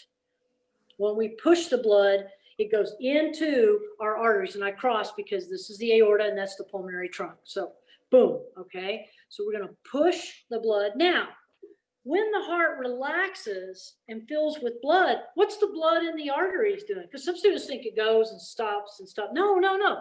So I bring out my skateboard, okay? All right, and so I get it, it's purple with orange wheels. Many of you seen this, okay? So I get it out. You got to pretend. You got to go 100%. I know your students may think, gosh, she's smoking crack. What is up with that? But you got to sell it all the way, all right? So you get out your skateboard. You can use whatever color you want. Put it down. You climb on it. You go, okay, now how come I'm not going? I've only had one student in all my years of teaching go because it's not really there. Okay. Rest of them are like, you need to push. That's right. So we're going to push the skateboard. Okay. So I'm pushing. Now, when I stop pushing, does my skateboard stop or does it keep going? It coasts, doesn't it? It's coasting. See, I'm pretty good and I'll do a flip. See, I'm flipping it. Yeah. Okay. So the same thing is with blood. It's a fluid, just like your skateboard. It's fluid motion. Once you push it, it's going to coast, right? Okay, good. Now watch this trick. Ready? So when I push it, that's my systolic. See? Systolic. And when I coast, this is my diastolic. Coasting. Now watch the play on words. Ready? If I don't push again, my speed will die off. If your heart doesn't push again, you will die. So it's called diastolic. Get it? So diastolic is coasting, and you better have a systolic or you will die. All right? Okay, let me stop my skateboard. Stop it. Then I go put it up, and you got to really act it out for them, okay? They love it. It's entertaining. Okay, so here we go. Get your hands up. We'll just do 2 of these. You want to do the whole thing, go to the YouTube and watch the whole thing. Ready? Here we go. So push, coast. Push, coast. And we do it about 3 times. Push, coast. Now give it a name. Ready? Systolic, diastolic. So now they understand that systolic is the push and diastolic is the coast. Excellent. Here we go. Systolic, diastolic. One more time. Systolic, diastolic. Give it numbers. Ready? 120/80. Excellent. 120/80. So you do that. You go push, coast, systolic, diastolic, and then give it numbers, and to go ahead and do the whole lesson on the YouTube where it shows you how to take blood pressure, and you can do that whole thing. Okay, so now notice what we did. We did 120/80. Okay, so that means if you're a red blood cell, this is like being sitting in the left ventricle, and all of a sudden you go from 0 to boom, 120 miles an hour. Yeah, that's gonna be a heck of a ride, you know? Think of hitting that arch. Woo! All of a sudden you're in the toes. That's amazing, okay? So, wait a minute. So that's like going 120 on the interstate. But then when we coast, notice it dropped to 80. Because what did the artery do? It expanded to slow the blood down before it came back down. And students know that if you do radial pulse, what is that? That's the artery expanding and then squeezing, expanding and squeezing. Now, why is that important? Here's why. So think of an interstate close to you guys, okay? All right. Diastolic speed's about 80, okay? I know it may be posted as 70, Shelley, but we know the truth, okay? Ready? Okay, so we're going 80 because the aorta is a major artery. Your interstate is a major artery. You exit into the frontage road, okay? So then, as we have we come off the interstate, we go to a smaller artery, which is the frontage road. So now we're going 60. Then we turn and we go to a bigger highway. I mean, just a regular street, major street, and now we're going 50. Then we turn into a neighborhood. Now we're going 35. So just like as blood flows into smaller and smaller, what happens to the speed of the blood flow? It slows down. Okay, now we're going to go into a school zone, which is about 20, 15, 20. All right, now your car is a red blood cell. You're pulling into the parking lot to deliver your child, to deliver the oxygen. How fast are you going in the parking lot? Yeah, it depends on the morning. I understand. Okay, yeah. I know you want to tell them to tuck and roll some mornings, but don't do that. Okay, ready? Here we go. So we're dropping down to like 0 because the red blood cells line up one at a time in a capillary bed so that not just oxygen, as we're going to show you in a minute, but plasma can leak out. So we had to drop the blood pressure from a coasting of 80 down to almost 5 to 0 going into the school zone, the capillary bed, and then we slowly pull out. Does everybody see the picture? That's normal tissue feeding. Yeah, okay. So what happens if we have that atherosclerosis that I showed you where it's narrowing? or arteriolosclerosis, which is hardening of the wall of the artery. The lumen's the same, but the wall is hard. It can't what? Yeah, in atherosclerosis, the lumen is smaller, making the blood go faster. Okay, so what happens when that diastolic number climbs and it's starting out at 100 or 110? That means we're hitting the capillary bed going 20 or 30. Wow. Think about pulling into a school parking lot going 20 miles an hour to deliver your child. Does that spell disaster? That is hypertension. That's high blood pressure. Yeah. And even though those capillaries are a little bit elastic, they're just one cell thick. I tell students, it is the thickness of half the piece of paper you're writing on, and it can't handle that. So it tears them down or blows them up. And so that's why you can have a hemorrhage in the brain or hemorrhage in other parts of the body, the eyes. So now they're like, boom, the light bulb came on. Okay, so as we bring this artery down, here we go, I'm back, okay? Here it goes. We're right here at the umbilical, okay? Take you another piece of red clay. We're gonna branch these and get them smaller, all right? And I'm gonna look at my time. Okay, so we're gonna branch them down to the leg. We're gonna do the lower body first. Now, right here in your module, guys, you will see that we stop and we build the kidneys with the renal artery and the renal and the adrenal glands. We're not going to do that just because of time, but you have that lesson, and that's where I talk about kidneys. I like to teach kidneys with cardiovascular, not at the back of the book. I don't know why they're in the back of the book, but kidneys and the cardiovascular system have such an intimate relationship. So when you go through the module that Shelley bought you, you're going to see, boom, we stopped right here. We put fat pads, and I use red beans, not kidney beans because they're too big, but I use red beans. I know, I hand them out, tell them they're their kidneys, and they're specially cross-matched. So there's no rejection, and they're like, it's a bean. I'm like, go with it, okay? But it shows you how to put them in there, add the adrenal gland. You can do a lesson on the adrenal gland already. I like to teach endocrine, okay? Let me just take a moment about endocrine. I know you guys, when it gets to endocrine system, a lot of you are like, because it's a lot. It is so much, okay? There we go. It's a big, big amount of information. So just a cool suggestion that I've had. Every system I teach, I throw in a piece of endocrine. So then when I get to the endocrine, 80% of it now is review, because I've taught each hormone with each system as I go. And so you teach it all the way through the year. One, it's not so overwhelming. And two, they remember it and how it relates to the system. Okay. So it's great. Okay. So for example, 3 things about kidneys. One, they have to have a capillary blood pressure of 40 or greater. They're the only capillary bed so that they can filter. Anything below that, they take matters into their own hand by releasing renin and kicking off aldosterone. So you can talk about the renin-angiotensinogen loop, okay? 2, they're sensitive to the amount of oxygen in your blood. So for example, let's say here, okay? Let's say we go over there to Colorado Springs. Altitude's about 8,000. Okay, what's your altitude there? Y'all type one, somebody type in what's your altitude.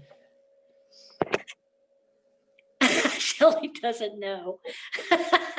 Anybody know? Chat, put it in the chat so I can see. Out of all of you, nobody knows your altitude? Somebody's Googling it. They're Googling it right now. You know it. I think it's just not important here. We're not like in Denver. True. Yes. Okay. So 502, we're 3,200. So yeah, you would feel it. I know. West Texas. Yeah. Well, we used to be beachfront property. Always remember that about West Texas. You come outside of West Texas, you drop down what used to be the ocean. We call it the Cap Rock. Okay. All right. So thanks, Snapchat. That's awesome.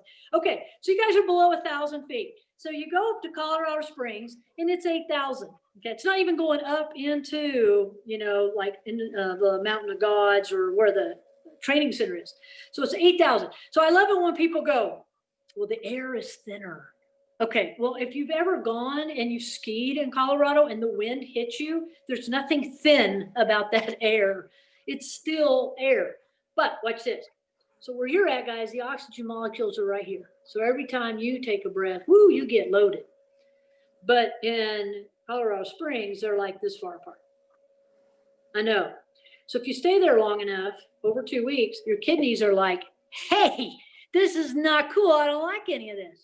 So they release REF, okay, which is renal erythropoietin factor, which means they're telling the immature red blood cells in the red bone marrow, hey, kick it up, graduate early, let's go, we need you.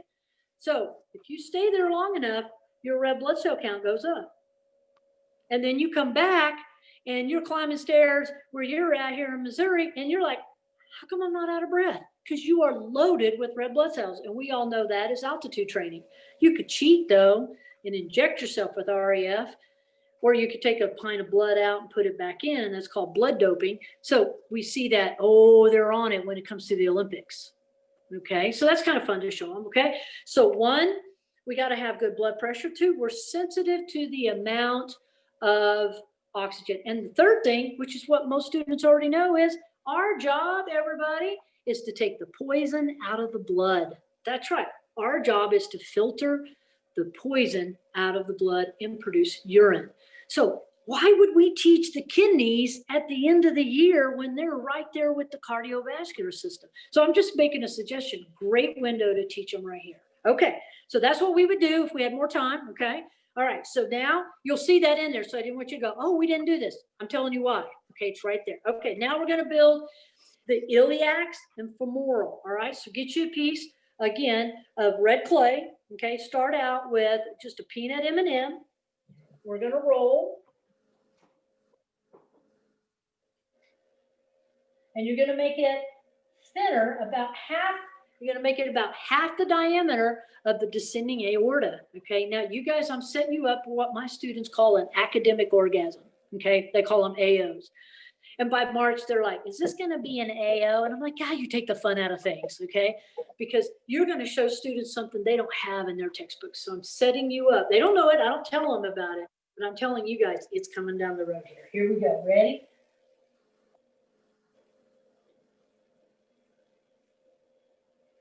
All right. So at the very bottom here of your aorta, you're going to take it and attach it, bring it across to the iliacs. Then at the top of the femur, and bring it to the medial side and break it off. There you go. Great. Okay. Now you're going to do the same thing to the other side. Now, there you go. So here's our iliacs, our femorals. Now, I want y'all to remember this. Students will try to make them perfect. They should be perfect, okay? So at the beginning of the year, when we do our terms, okay, one of the lessons that I put in my Module 1 STARS notes is we do medial, lateral, okay, and we have them understand what anatomical position is, right? Everybody do that? Okay, good. All right, so when you can remind them, hey, remember this? Take your hands. Okay, now look at them. Are they identical? And some students will say yes and go, now think about it, if they were identical, you would have two palms facing that way. So what are they? And some will say opposite, so say mirror image. Okay, you're right, they're a mirror image. Okay, so at the sagittal plane, when we fold our body in half, okay, to form that sagittal plane, any animal that you can do this with, ends up having a right and a left mirror side. That makes them a bilateral animal. Bi meaning two, bilateral animal. See it? Okay, that does not mean that the right side and the left side are exact. They're a mirror image. So some people have one ear a little bit higher than the other, or one eye, or one eyebrow, or one side is a little bit larger than the other. That's a bilateral animal. It's a mirror image, but not an identical image. Okay, so and a fun thing you can always play with them and say, look, you got out of bed this morning and found out you were bilateral animal. Okay, you got to do that little pause, and they think that's so funny. They're like, "You are so funny, Miss Yu," and I'm like, "You got it." Okay, so now take a look. Remind them we're bilateral animals. Any animal that can be folded in half with the right and left, bilateral. An animal that is circular all the way around, like a jellyfish, that is a radial. Your biology teachers will love you for cross curriculum. Okay, so we're bilateral. Because we're bilateral, see, they're not exactly the same. So tell your type A's, quit trying to make it perfect. All right, now there's a smaller artery that branches off the top of the femoral, and it is known as the lateral circumflex artery. It comes around, okay, and as it comes around the top of your leg, it joins just in the back, right above your knee. Okay, so everybody take a little piece, roll out a smaller piece of red clay, come right here, attach it, then you can break it off right there.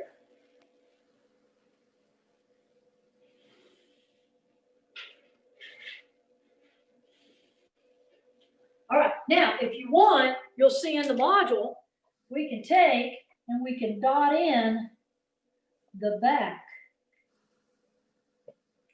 So as it comes together right here to make the popliteal artery, we don't build on the back side. We just can have them, we can have them dotted in. All right, everybody see where I dotted in there? Okay, now what's fun about this is where that artery comes together on the back of your femur, that's exactly where the toilet seat hits. So what happens if you sit on the toilet seat too long? That's right, your legs go to sleep. It reduces the blood flow to your legs, and your nerves don't like that. They are the most consuming oxygen tissue in your body, which is your nervous system. And they do not like to have oxygen cut off, so they make you pay once it goes back. It starts firing and gives you the pricklies. That's why if you sit on your phone too long and you're doing some kind of game and you're in the bathroom doing that, which I don't think phones belong in the bathroom anyway, that's a little disgusting, okay? And if you're doing it, you sit there too long, boom, your legs go to sleep, and that's why. Okay, so build the other side. Whoop. Hemorrhage, hemorrhage. There we go. I'm gonna dot it.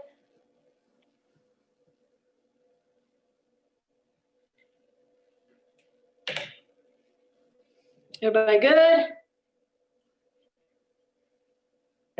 We got lower legs.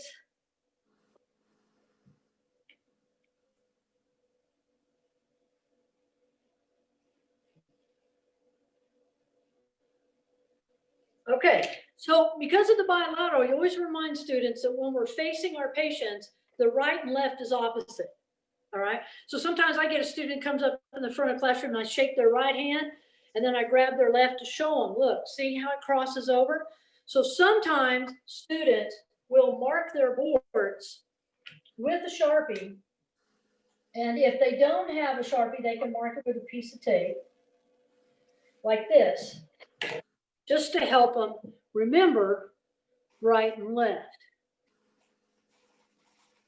Okay, super. Okay, so here we go. All right. Wipe down your clay there a little bit just so it doesn't get messy. Okay, we're going to do the lower legs. All right, with the arteries.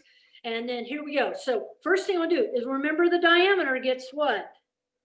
Smaller. Okay, we're going to do the right leg first. Okay, so take you a piece of clay. Now about regular M&M, roll it out to where you're getting thinner pieces. Okay, so take it, roll it out.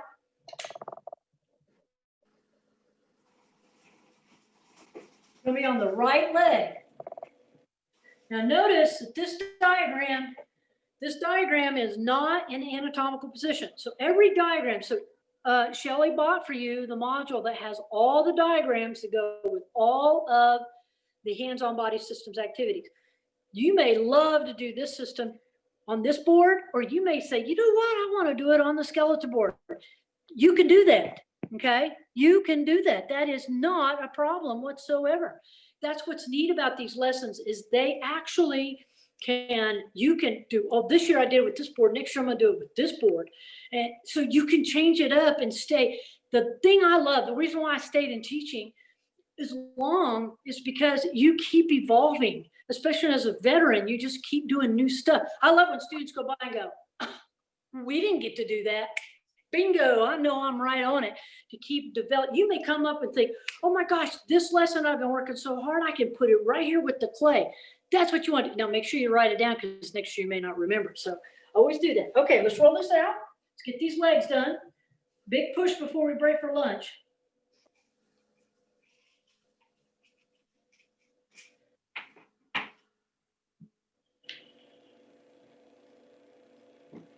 All right, so here we go. So right here,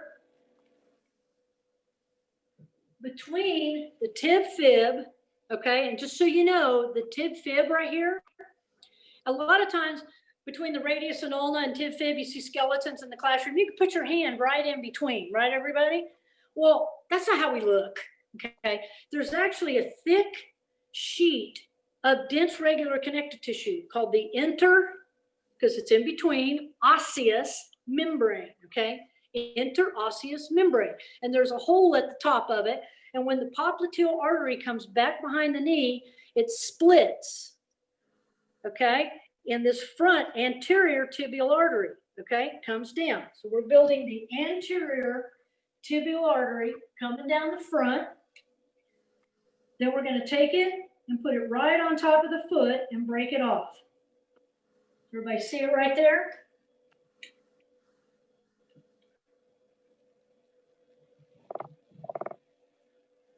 Perfect. Okay. So you want to build that right here as it comes down the front, and then break it right there at the top. And I'll tell you why I do that in just a minute. Okay, good. Now,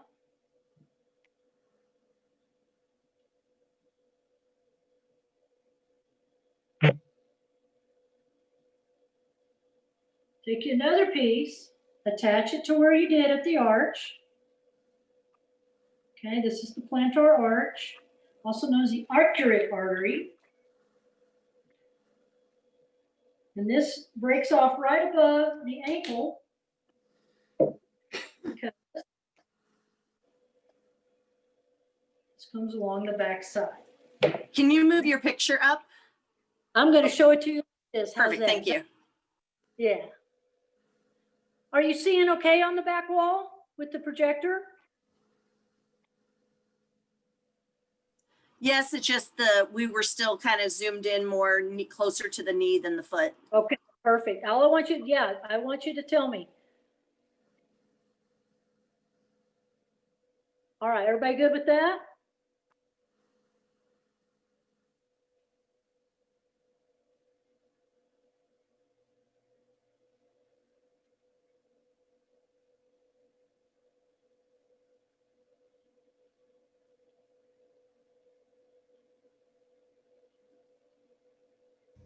Should we be pushing this down onto the board?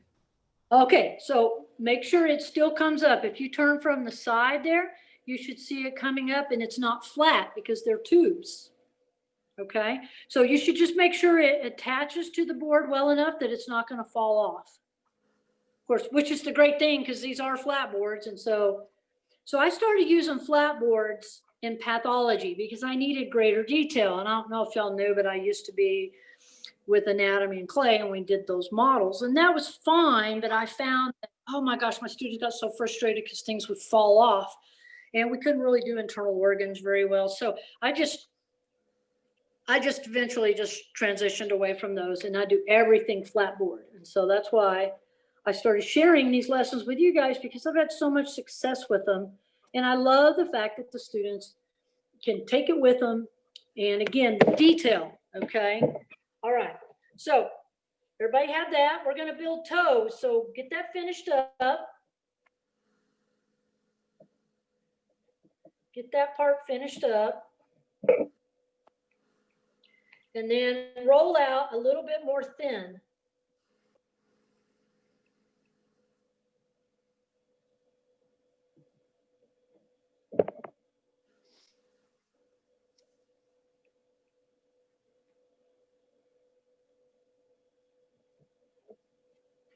All right, we're gonna do the toes.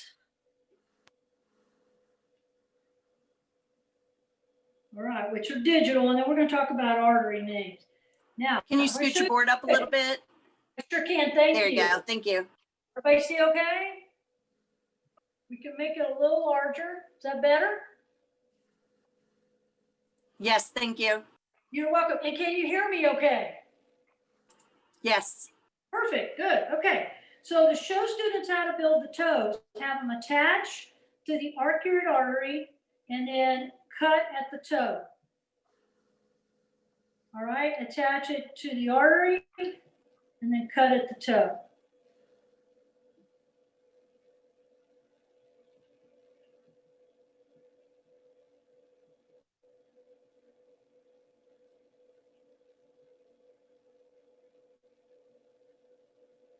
There we go. So there's our digitals.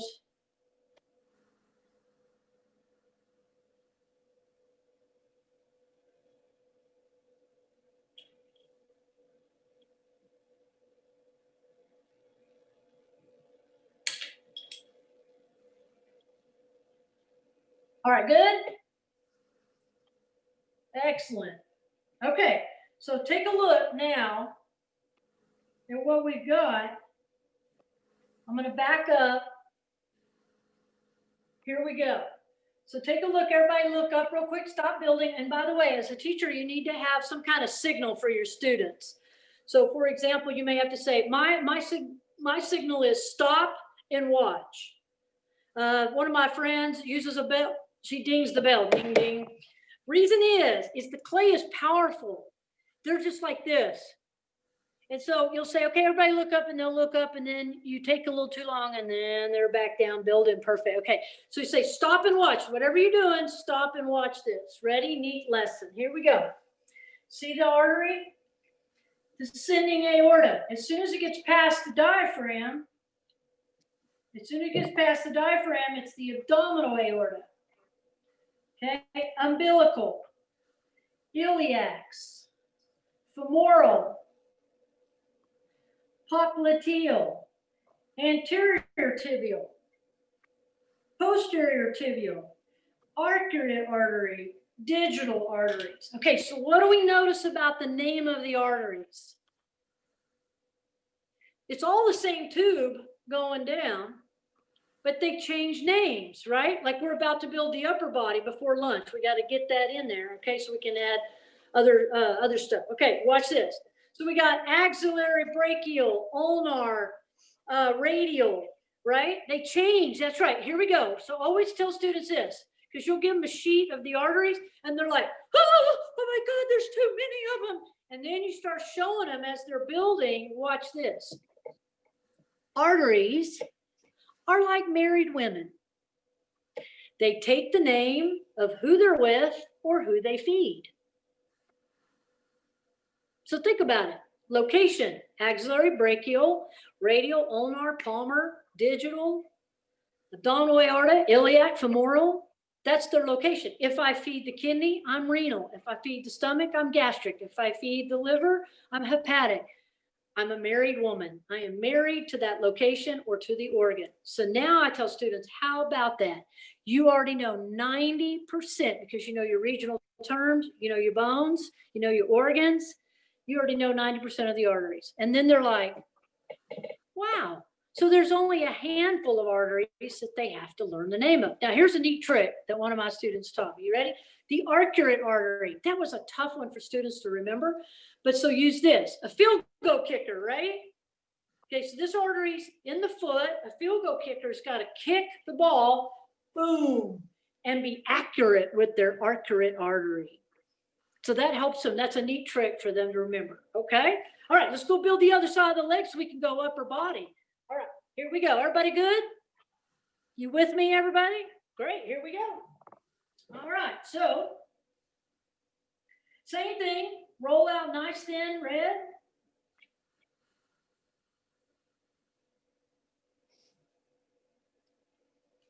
Okay, so now we're going to branch this right here. Notice the foot is turned out, okay? So the diagrams, every single diagram, everybody, okay, every single diagram is I created specifically for the lessons, okay?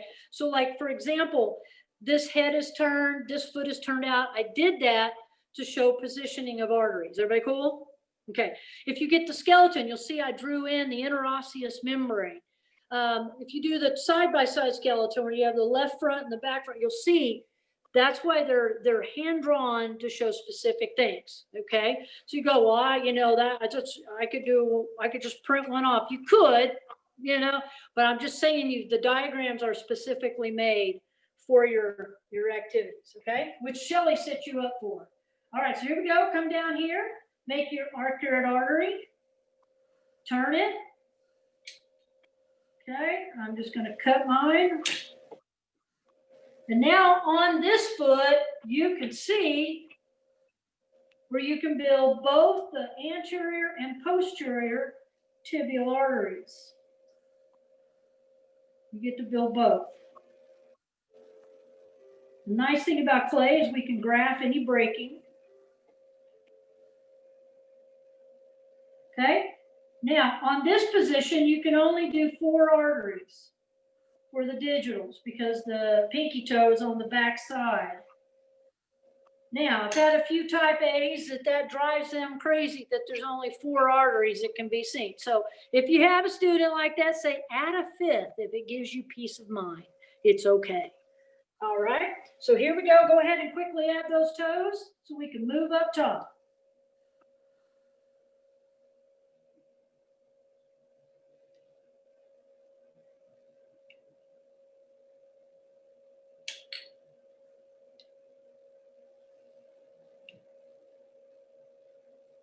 All right, instructors, what you can do as students get better at building, say, okay, build the digital arteries. You have 2 minutes. And so you start giving them a time limit to go ahead and get on it. Now, if they're not quite finished, tell them don't panic. You can always come back to it. You know what you're doing, all right? So everybody got about 2 minutes to finish your lower legs. I'll get out of the way.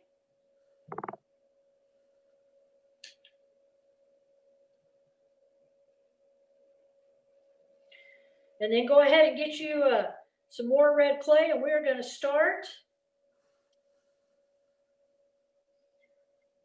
building the branches of the upper body. We're breaking at 11:30, where you're going to email me a picture of your board, me, and you're going to copy Shelley, or you can put us both in there and send us a picture so we can get you into the drawing, okay? At the end of the workshop, I want you to send pictures to Shelley so that she can show other people who didn't sign up, why didn't you sign up for this? Because this is so cool, right? And if somebody asks you what you did, say, hey, we played with clay. Where were you? So question, are you having fun? Do you like it? Good. All right, now I do also want you to realize we would never go this fast with students, okay? Yeah, good. I love your comments, yay. So in the module you get, I tell you how much time it'll take to build that specific part based on my experience, okay? So again, you know, you might build, I build most of the time when we're thick into this, we might build part of the class and then draw part of the class. We might build 2 days in a row and then we're doing other stuff.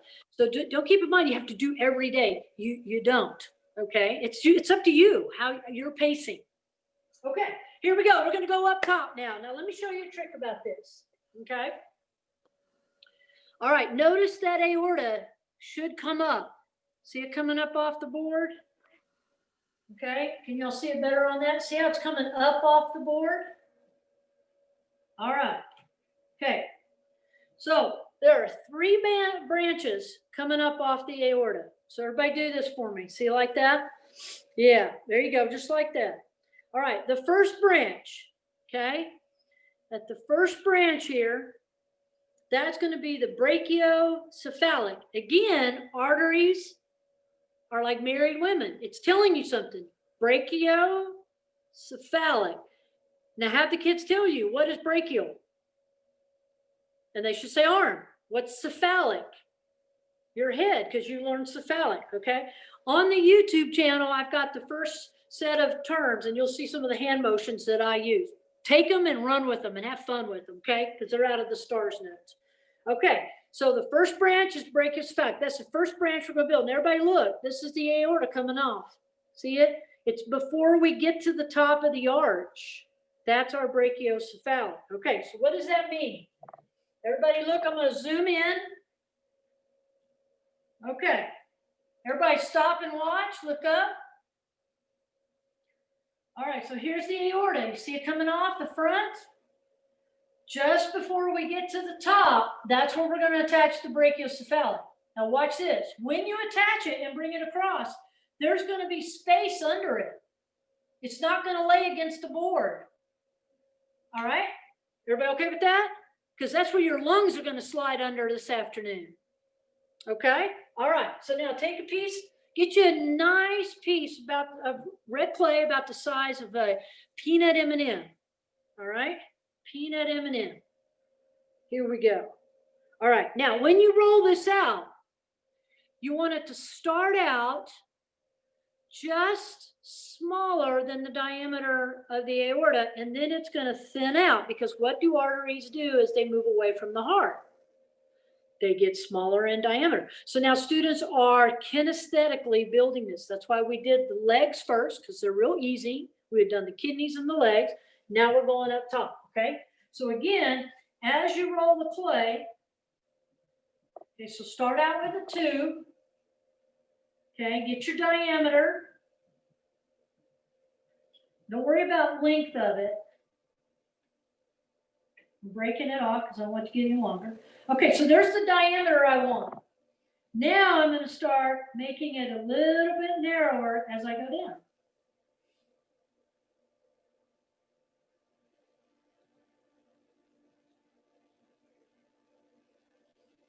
Okay, so I'm thicker here, and then I narrow it as it goes down. Okay, so I'll give everybody a moment. Get that piece that we want. All right, now instructors, just to give you a tip, as you're walking around, take your time with students on this, because they've got to get the placement of this artery in the right place. So remind them again, it's before you get to that arch. Here's our arch right here. It's the first one. It's before you get to the top. Okay. All right, here we go, everybody. So we're going to attach the brachiocephalic right here. Okay. Now I have fat finger disease, so I use my tool a lot of times to help me. So I'm going to slide my tool under my arch, see it? So that I can press, gently press my artery onto the clay. See it? Okay, now let me show you what it looks like from the side. See it from the side coming off? So it's before I get to the top.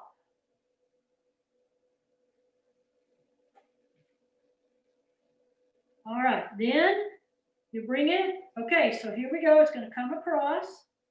There's subclavian because it's going under the clavicle. There's axillary, brachial. Break it off at the cubital region.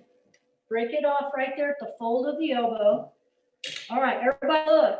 Do you see what I'm talking about? How it's going to be space under it? So this is what you want to show students. It shouldn't be flat, okay? There should be space underneath, okay? There's space underneath it.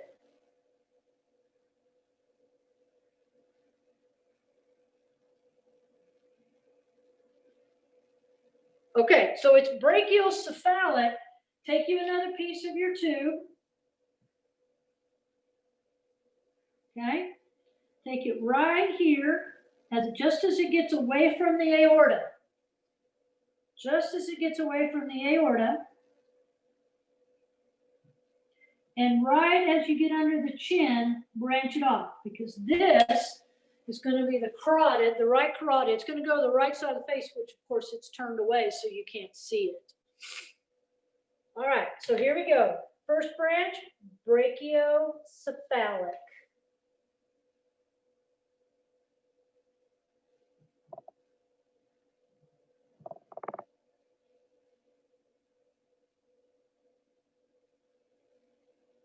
Okay, here we go. Everybody good? Got brachiocephalic? Okay. No, it's not good enough.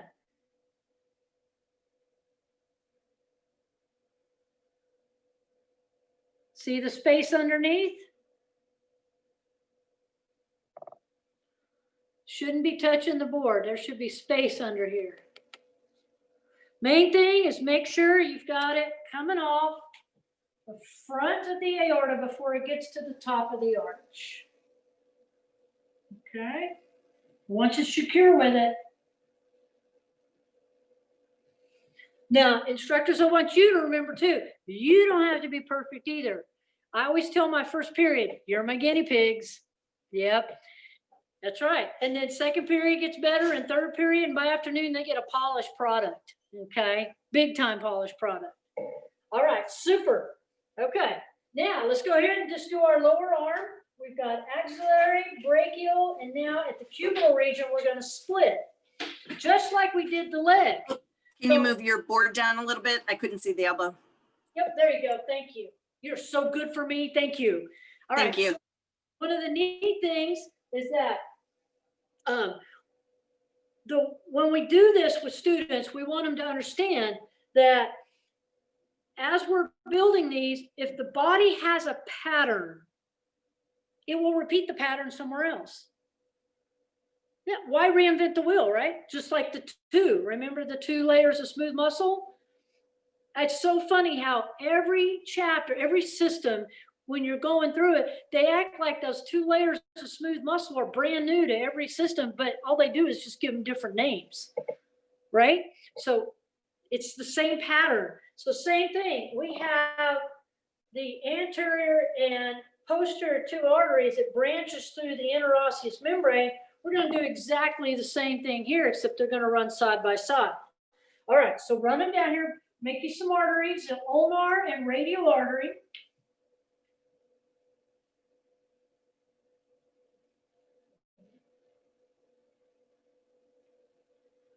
Okay, there's the radial artery. Oh, by the way, tell students that when they're touching the clay on the board, if it pulls it off, it's because clay sticks to clay. So if your hands have a lot of clay on it, of course it pulls it up. You need to tell them that. Same thing with the tool, they'll get frustrated. So you want to make sure they don't get frustrated by telling them that. Okay, bring it across the radius. This is the palmar arch. Now we have 2 palmar arches. We're just building one. Okay, cut it right there in the middle.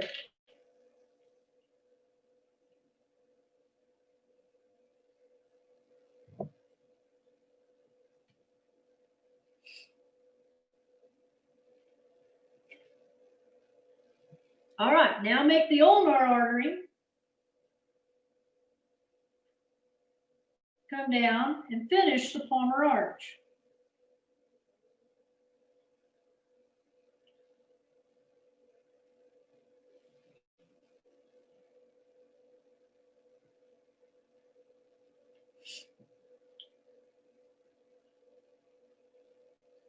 Okay. Now, a fun thing to do, guys, especially if you start out with movement and communication on the skeletal board, and then you want to add the cardiovascular and gastro on the same board, you can do that. One of the neat things is you'll look right here, when you build these on the movement and communication, if you do that, if not, just talk students through it. There's a band of connective tissue right over these tendons, okay? And you know it as carpal tunnel. And underneath that is the medial nerve, okay? And so you talk about carpal tunnel syndrome because of the inflammation of overuse. that carpal gets a little narrow and it pinches the nerve and et cetera, et cetera. Okay, but what's neat about the carpal tunnel is because it's there and not on the ulnar side, when the radial artery goes over that carpal tunnel, it pushes the radial artery up high. And that's why we can feel a radial pulse, but you can't feel the ulnar pulse because it's deeper. All right. So the reason why, because students will ask you, well, why can't you feel that side, not the other? It's because of the carpal tunnel pushes it up higher. All right. Now, it used to be, we would, of course, now we do this every once in a while, but not as much as we used to. If we needed to, we could, of course, use that for blood gases. But now we have so much better equipment and sensory, we don't have to stab people in that artery anymore, thank goodness. Okay. Well, I'll just say anymore, but not as often of a procedure. Okay, so we have the radial artery, we have the ulnar. Go ahead and make your digitals. Notice the digitals on the toes or the digitals on the finger. Those arteries stay the same. So go ahead and quickly make those. You have 2 minutes to get those made. And then we're going to make the second branch.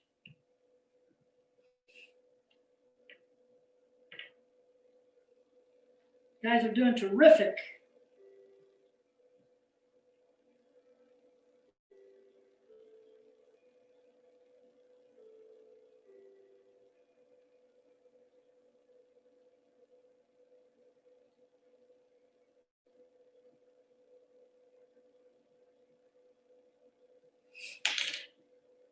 All right, so finish your right arm.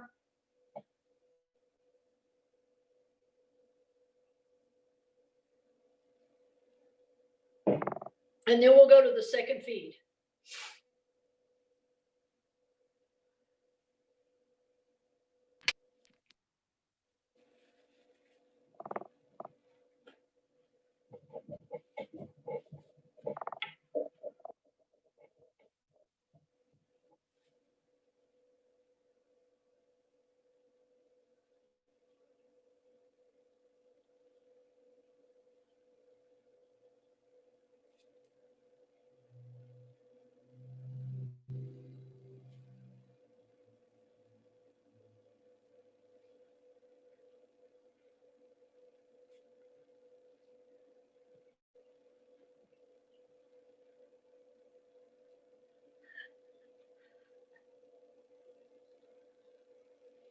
All right, everybody good? Anybody need a little more time?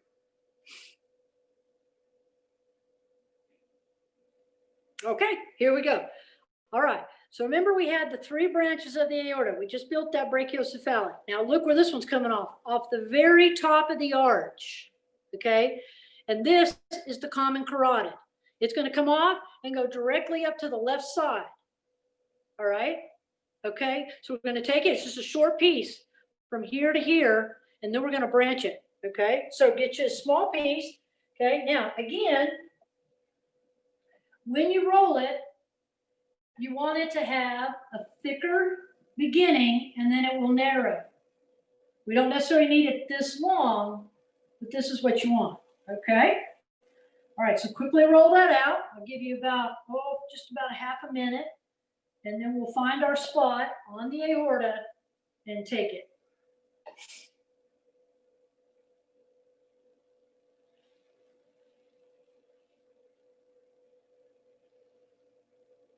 Okay, here we go. Now remember, it's coming off directly off the top of the arch. Okay, so everybody stop and watch. Okay, it's going to go right here off the top, the very top of the arch. I'll turn it to the side. See, it's coming right off the top of it. It's going to go to the right side.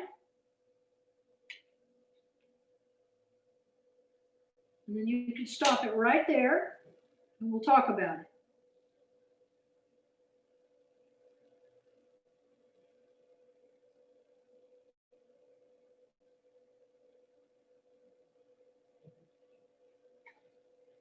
Okay, so again, you see there's space underneath it.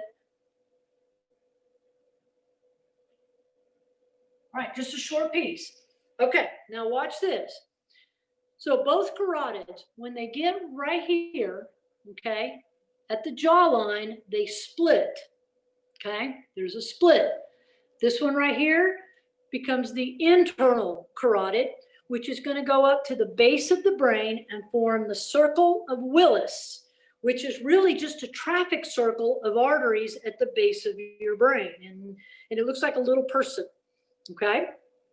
Then the external carotid becomes all of the feed for the external muscular, skin, all of this. Okay. So we're going to build it. All right, here we go. First thing I do is make them thin. So roll you some thin strands.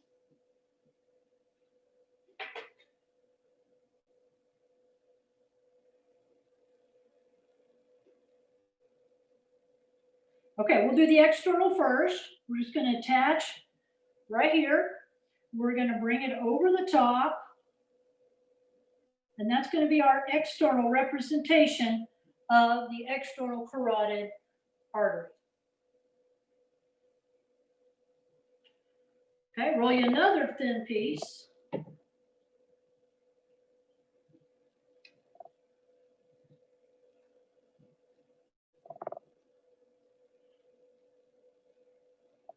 All right, watch where we're going to go with this. So we're going to start right here, and I'm going to coil it. I'm going to make a little loop at the bottom of it, just like that. See it? Made a little loop. I'm going to branch it off right here at the jawline. Break it off and attach it.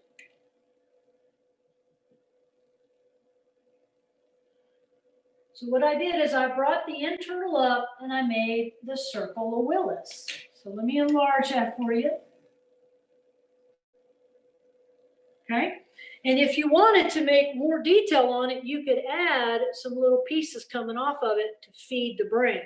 Or you can leave it simple like that. Okay, so that's the internal and external carotid. Okay, what's important about that? Geriatric care. That's right. Geriatric care is exceptionally important with this. So when somebody gets over the age of, depending on the kind of shape they are. Again, you could be chronologically 65, but physiologically you could be 45 or 40, okay? For example, my dad was 90 years old, but he was 65, okay, health-wise, all right? Okay, so the thing is that, I'm just going to pick a number. Let's say I've got somebody in and they're okay shape. They got a little extra pounds on them. They're not super active. So around the age of 60, 65, anytime they come in for a wellness check, I take a Doppler, okay? I take the Doppler and I run it over their carotids here. And I'm doing preventative care because this division can form what we call a fatty plug. It's a real kind of fatty type of, it's not the hard atherosclerosis, even though it's a type of atherosclerosis, but it doesn't scar and stenotic. It's like a jelly-like fat that forms in there, okay? And what I'm listening to, of course, is blood flow. And if I see, or not see, but if I hear any reduced blood flow in this carotid, then of course now I need a future scan.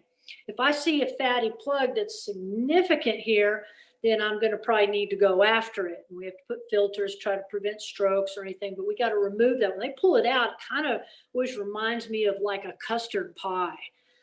That's what it kind of reminds me of when they pull that fatty plug out of there. But that is preventative, because if this clogs, look what you're getting. You get a major stroke, one that is really going to be a high chance of them never recovering from. They will have huge, huge deficits. So that's something that it's fun to teach students that, because you know what? Some students do have grandparents living with, or even grandparents taking care of them. And then they know when they go to they start going to the wellness and making sure that those carotids are checked. It's all about preventative care. All right, is everybody good? All right, last branch. So we have brachiocephalic, we have common carotid, and this one is just going to branch and go to the left side, so we know it is the left subclavian artery. Bingo, let's build it. Okay, same thing, make it fatter at the top, narrow, and you're going to have a mirror image. So I'm going to show you where to place that, and then you can take off on your own with this. This is where students, I start cutting the umbilical cord a little bit with them, And that is I kind of show them where to place it and then boom, they take off and build. And then I just walk around and check. Okay. All right. So let's roll this out. Okay. And again, we want them to see where that is attaching to the aorta. Okay. So right here, then on top, and this is going to attach just next to it. It's going just next to it. There you go. Right here. Just as we start doing descending down the back of the aorta.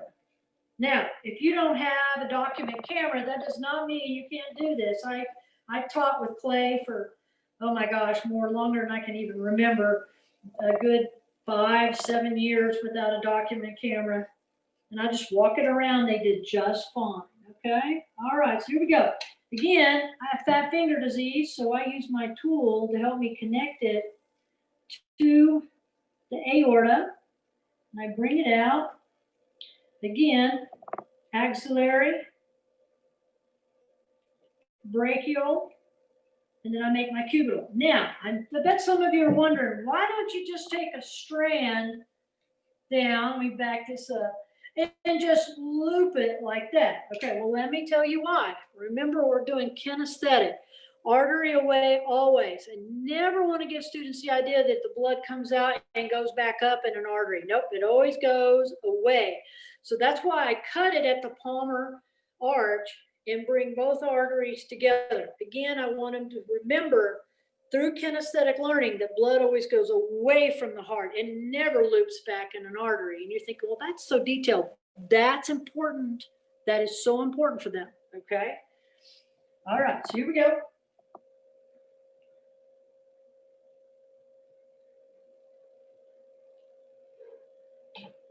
And of course, I learned that because of, again, I'd have a student tell me that it goes back up, and I'm like, no, not in an artery. It never goes back up in an artery. Okay, so again.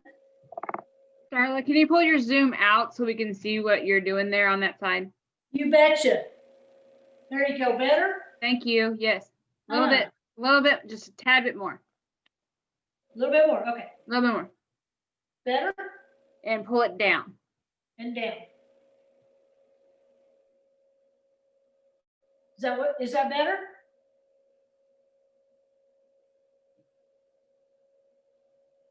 We didn't see the first part where you attached it to the aorta. Oh, okay. There it is, right there. Thank you, thank you. Yeah, so when you grade these on students, you want to see 1, 2, 3. Those 3 attachments. And they do get graded on these. It's a lab grade. And also, remember, teachers, and I use toothpicks and masking tape, and I use these as practicals for paydays. So I may have my board underneath my camera, and it says on the board, get ready for a payday, which they already knew, because I don't usually surprise them, okay? They always know ahead of time.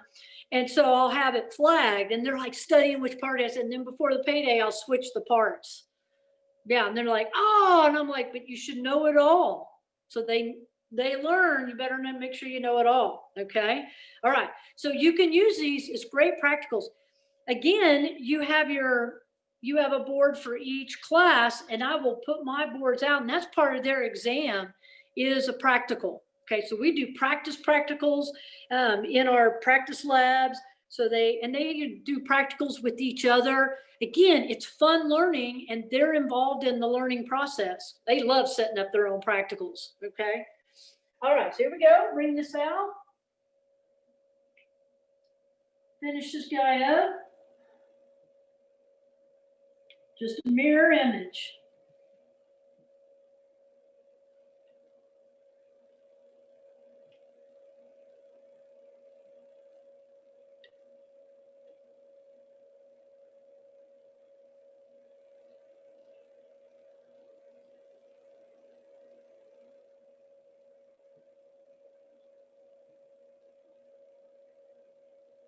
Now, I know you guys think, okay, well, gosh, this is, quiet and everything. Well, right now, even though you're by yourself, or you might be with other teachers, a couple of you in the room watching this is actually how quiet it is in your room when you're doing this. And you guys will love this. You'll be going, oh my gosh, maybe we could just role play all day long. You'll look up, here's what I love. Every head is down. Every student gets to build their own, and every student is learning, and they're so engaged. It's wonderful. Every once in a while, I'll get a class that kind of likes to build and chat at the same time, about what they're doing, and that's fine. I'm okay with that. But most of the time, it's just what I call it Clay Planet. It's just quiet. And then sometimes I can't take it. So I'll start talking and I'll get shushed. They'll be like, shh, who's doing it? Because I'm like, okay, I'm sorry. Okay, has everybody got this? All right, so now you have your arterial build. Okay, you've got your arterial, look at that, how cool that is. All right. So not only did we understand, and we, of course, when you do the, if you want to stop and actually do the heart construction with bypass graft module, and you build the heart, you can go back now and we build a bigger heart with the coronary arteries, and we talk about, EKGs, which you can do, like P, QRS, T, P, QRS, T. You can do heart sounds with your hands. The neat thing is that you can stop and you can go to the side and do a side pocket lesson and then come back. All right. But the neat thing about it is they learn it, and it's fun learning, and then they can apply it to pathology. And don't worry about that, Rachel. It's okay. You'll get better and better as you go. You'll notice that with your boards. Okay. As you start doing this, you're like, okay, well, oh my gosh. But you know what? Ugly arteries work too. It's still learning. That's what it's all about. I do not expect you to be perfect. I've been doing this for a very, very long time. So when you first start, yeah, you might, don't criticize, don't be too hard on yourself, but you'll see if you do first period, by the time you get to fourth, you've gotten a whole lot better too. So you just got to dive in, get your feet wet, and don't worry about being perfect. So, and students will see you're doing it. Sometimes students are not, they're just afraid to try because they're afraid they're going to fail. So jump in there, because they'll follow you like, okay, this is new to her too, but she's doing it. And wow, look how cool this is. So now what's neat about this is they learn to function, nice major functions of the heart, its job, they can relate it. They learn the major functions of the arteries, naming, carrying blood away from the heart, and controlling blood pressure. All right, so that's our main things here. Okay, so is everybody okay? Yeah, you can fix. The nice thing about clay, if you do actually have an aortic dissection, is that we can graft. We don't really have to cut your chest or cut your abdominal open. We just graft that sucker. Clay is awesome for grafting. Okay, so kind of touch up real quick. All right, and then put your board to the side. I'm going to do a fun lesson to help students understand more about tissue feeding. Okay, and this is in the STARS Notes tissue module, okay, which you don't have, okay, but it's on the website. Also, you can either buy the video of me doing it, also, which will combine all the different lessons you can do with it, okay? All right, so just showing you where those are. Okay, so everybody touch that up, put that to the side real quick. Let's break away, and let me show you something kind of fun. All right. Okay, I'm going to draw something that y'all are probably quite familiar with, and you can draw it with me too. Okay, you can do this with me, because the more you participate, again, the more fun it is for you, and you get to teach it. Okay, and just jump in. And you'll have some students that go, I'm not arts and crafty. And you're like, it doesn't matter. Just like I told you a while ago, ugly arteries work too, ugly muscles work too. As long as the concept is there. And then you'll have some students that build phenomenal. I mean, you're just blown away. And you know who those students are? That's the kid who never turns anything in. Man, do they eat this up. They love this stuff. Okay, so draw this with me really quick. Just grab you a blank sheet of paper. All right. And let's just draw something that looks pretty familiar to you. I have students draw this even though they have it in the textbook. All right. Back that up real quick here.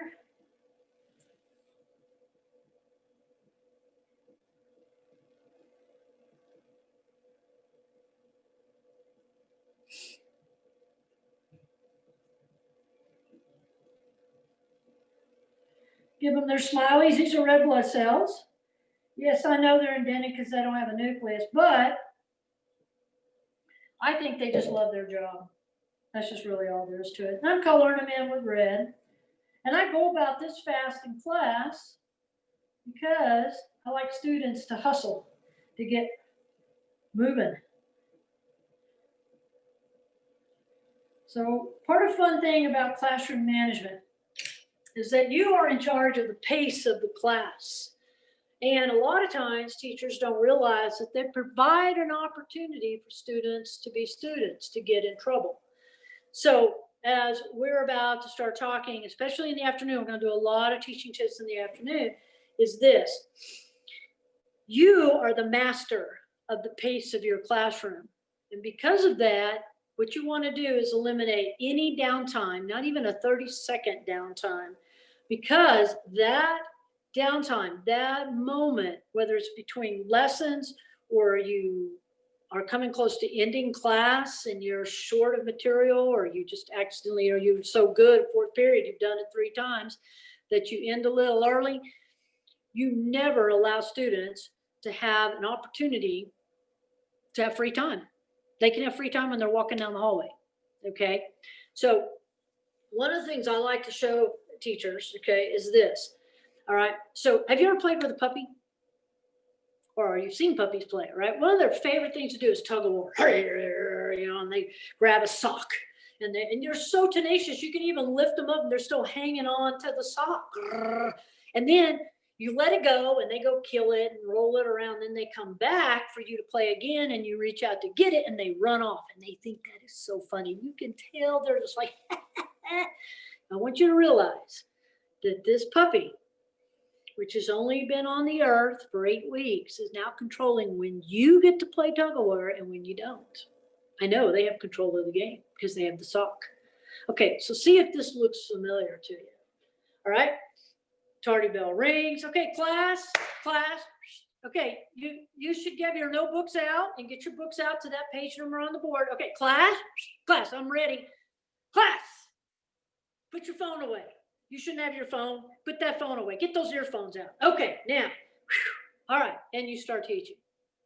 Then you transition. Shh, quit talking. Shh. Okay.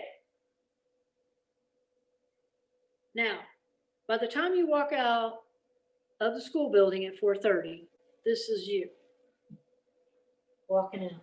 And you might even have one of those little cart with wheels, or the little suitcase with wheels full of papers that you may or may not grade.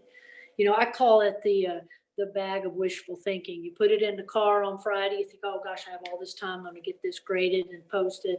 And then you pull it out on Monday and never made it in the house. Yeah, we don't want that. Okay. But you're walking out like this, like, man, I think a double margarita is going to work for me. Well, of course you're exhausted, because think about if I filmed you, what I would see all day. Shh, class. Okay, class, ready? Okay, stop. Okay, get this book. Okay, do you see yourself? You start every class like that. Okay, so what's happening is you're reaching for the sock.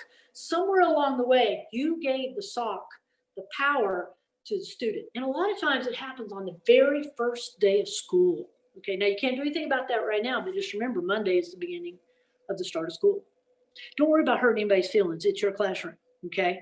But on the first day of school, when students walk in my door, I hand them a story. I hand them a story about John Thompson, who had his arms ripped off in a farming accident. Yeah, and I tell them, read this story, answer the questions to the best of your ability. And while they're reading the story, I'm doing my administrative stuff like creating a seating chart.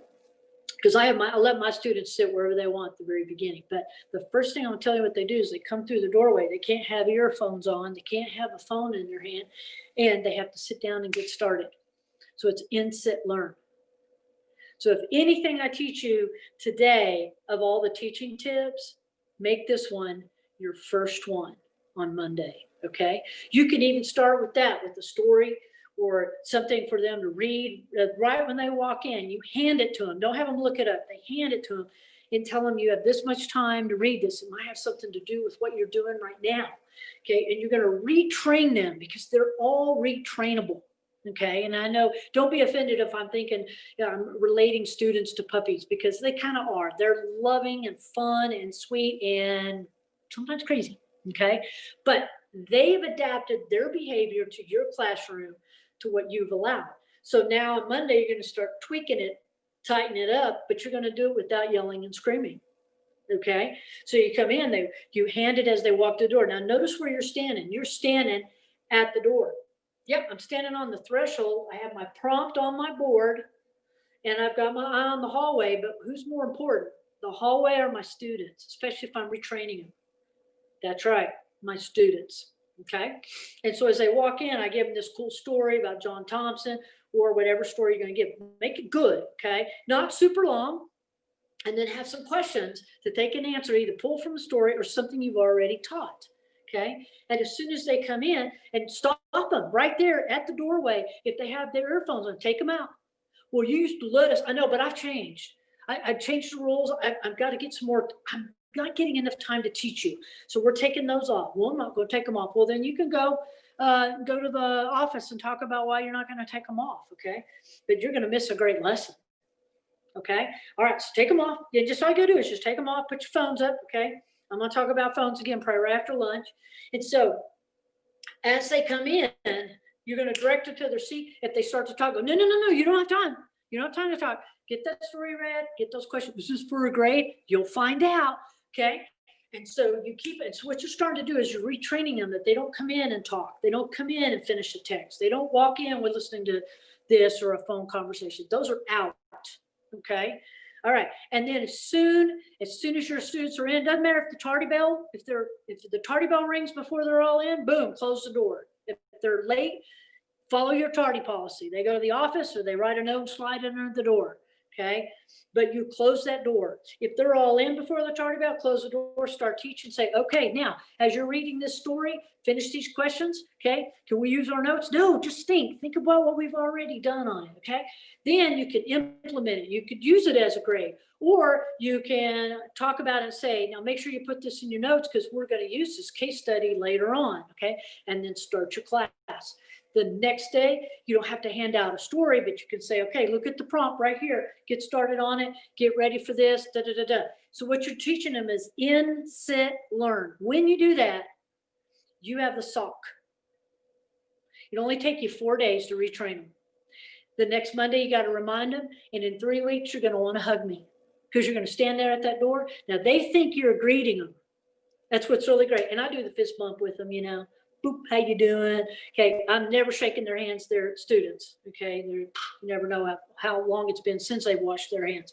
So I do fist bump, congratulate them on their clothes or anything like that. I'll get a big conversation, glad to see you. Sorry we missed you yesterday. Da, da, da, da. Okay, and they come in. They think you're greeting them. Really, what you're doing is doing discipline at the door. You are controlling the atmosphere in your classroom, and you're going to prevent 95% of the problems that you've experienced because you're going to control that doorway where they come in, sit, and learn immediately without you having to say very much at all. And then after 3 weeks, you won't say anything. They'll come in because you don't, and they're not bell ringers. Don't do bell ringers. Students hate bell ringers. They know they're a waste of time. The activity is insignificant. It needs to be something that they're accountable for, and it ties into what you're about to do. Okay, it could be you're going to call a student. Okay, all right, Frank, stand up here and tell me, okay, so you read this part. What do you think about this part? They've got to be accountable for it. Good job. You got 5 bonus points. Go to the seating chart, put a check mark. Frank got 5 bonus points on his next payday. It's got to be something that makes it significant to do. Okay, I call them prompts. Okay, it's a prompt at the beginning of class. It's meaningful. In, sit, learn. Okay, now here's the neat thing about discipline at the door. Let's say I see a student come down the hallway and they're crying or they've been crying. I'm going to stop them. Okay, I'm just going to gently put my hands up and point to the side. Now, remember, anytime you have a student go in the hallway or you stop them, you point, they'll follow you. Okay, even administrators do this too. Okay, just point to the floor where you want them to stand. You always want them to stand with their back against the wall. Okay, now if it's an angry student, you can tell they're really upset. Give them room. Say, just stay right here in this area right there. Okay, now say, just stay right here. I can tell you're upset or I can tell you're angry. Just stay right here and I'll be right back to talk to you. Okay, all right. You go back, you make sure nobody's visiting, they're going. Now, listen, you're not their counselor. I give myself 3 minutes to get this solved. Okay, one or two things. Either they're coming back in the classroom and they can function, or they're going to the office and find somebody they can talk to. Period. Okay, now if I come in and I go up to the student and I'm like, I can tell you're upset. Don't ask them what's wrong. You don't have time. Okay, because they might tell you, and they might tell you and tell you and tell you. Okay. In the meantime, you got 37 students who are doing what they're supposed to do. Okay, it's not that we don't care. It's just that that's not your job. Okay. All right. So I'm going to go here. I'm going to say, I can tell you're upset, or I can tell you're very angry.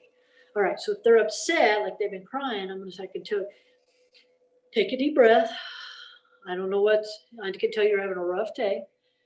Can you come in and learn? That's all I want to know. Can you function? Can you come in and learn? Okay, just think about it. If they need a little more time. If they say yes, okay, so dry up. I'll give you a couple more seconds. When you're ready, come in here. Okay. Then I check on my class. If they say they can't, say stay right here. What counselor would you like to go talk to? Okay, boom. Then I write a note to the counselor and I send that student, and I call down to the secretary, because who runs the school? The secretary. And I say, I'm sending so-and-so down here, and they need to see this counselor because they're extremely upset to the point where they can't function in class. Okay, boom, you're good. Now go teach your class. That's what you do. Okay, now if it's an angry student, the first question I'm going to ask them is, I can tell you are visibly extremely angry about something. Is it a person? Is the person in my classroom right now? If it's yes, you do not send that student in there under any circumstance. You ask them what administrator they want to talk to and tell them, I'm protecting you. I don't want you to do something that can harm you, such get you in school suspension or get you suspended or anything like that. I want you to be able to handle this correctly. So you're on their side. And so you sign that, same thing, call, send them, okay? If they say no, then you can say, I'm going to give you a moment to calm down. Okay, I'm going to go back in here and check. Stay right here. I'm going to give you a moment. Just calm down. You can walk right here, but stay in this area. Go in, check on your class, come back out, stay. Now, I know this didn't solve the problem, but can you function in class? Same thing. Can you function? And if they can, great. If you see they get in there and they can't, just say, I'm going to let you go talk to the administrator. Okay. And if they can't, what administrator, blah, blah, blah, send them. See, that's what you do. What you did is you prevented a student from coming through your doorway and distracting the students that are on task. Because remember, those are your kids.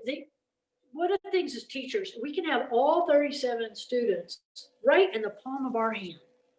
And one student will get off task and we will stop and pay attention to that one student and we just fed that behavior. Okay. So what we're trying to do at the beginning, right now, before lunch, we're talking about how to prevent 95% of the problems in our class by starting school. Okay. Whether it's the first day of school or it's Monday, you control it. This is called discipline at the door. Again, students think you're grading, you're screening. That's what you're doing. And as you direct them into the class, you're getting them started. In, sit, learn. Okay. Not in, sit, visit. In, sit, visit, finish a text. Okay. And also you want to reteach them this. Okay. And this is, you just do it. You don't talk them through it on Monday. You just do it. Okay. Now, the only thing you might want to mention to them, you might have to change if you haven't had this change, is once they are in your room, they're in your room. They can't come put their stuff down and go to the bathroom. Once they're in, they're in. Why?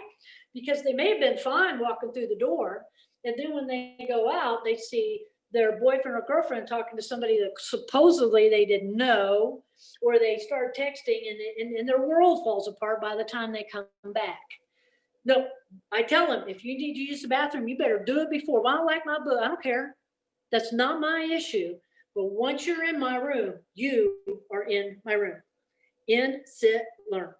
Okay, you don't tell them that. In, sit, learn. You just tell them once you're in, you read the prompt, and we get started. Okay, now I'll tell you right now, if I have all my students in, there's 2 minutes left before the tardy bell, I close the door and I steal those 2 minutes. If I can get 57 minutes out of 55 class period, I'm all over it. All right. That right there will eliminate a tremendous amount of your problems. And this is you. You close that door and you start teaching. I get them started on a lesson, and then I check my roll, I check my seating chart, and then I go to my computer. Now I have designated students each class period to make sure I stop and take roll, because I have a tendency to get rolling and I forget to check roll. Yeah, so, and then I get a little nasty email. So sometimes I had that student go, hey, Miss Ewan, check roll. I even have an alarm, okay? So I check roll quietly. I don't ask, hey, gosh, guys, what's happening to Frank? He hadn't been here in 3 days. That's not part of our lesson. Okay, believe me, students sometimes will voluntarily tell you, but if you really need to know, contact that secretary or call Frank and find out what's going on with him, okay? All right, so you just boom, and you keep you make those transitions where there's slow period. If they're taking an exam, before they take the exam, you give an assignment. So as soon as you finish the exam, this is what you do when you're done and you turn your exam in. They don't get free time. They don't get to put their heads down. Or they want to listen to music, they get to listen to your music. They don't get to listen to their music. Okay? No, you control the classroom. Okay? All right, so let's go ahead and go back to this lesson. We'll go as far as we can, then we'll start again after lunch. But process that part, okay? Is that on Monday, just do discipline at the door and control that atmosphere, okay? And it's in your starting school module. Now, the beginning of the starting school module is about the beginning of school.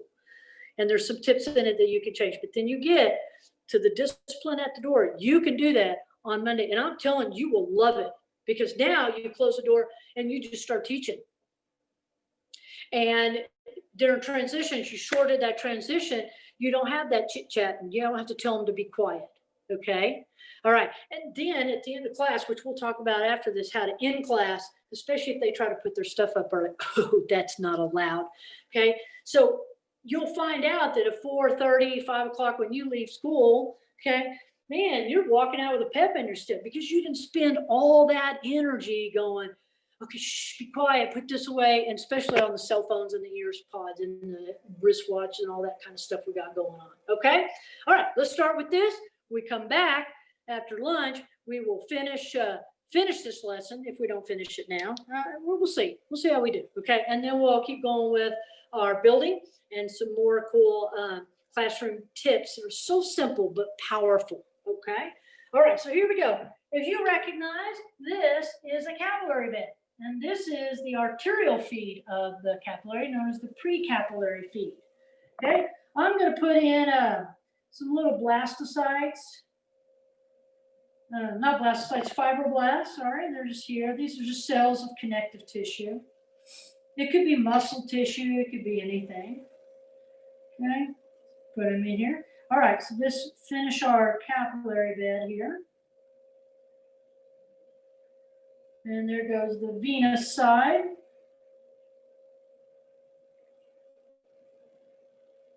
And we're going to put in a valve, because the venous side has valves to help stair step the blood back up to the heart,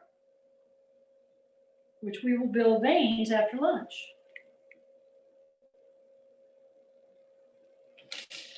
All right, so go ahead and get that part.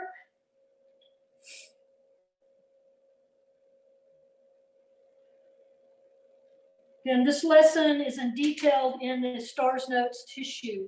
It's module 2A. All right, everybody good? Don't go to lunch early, you'll miss this. Pretty cool stuff.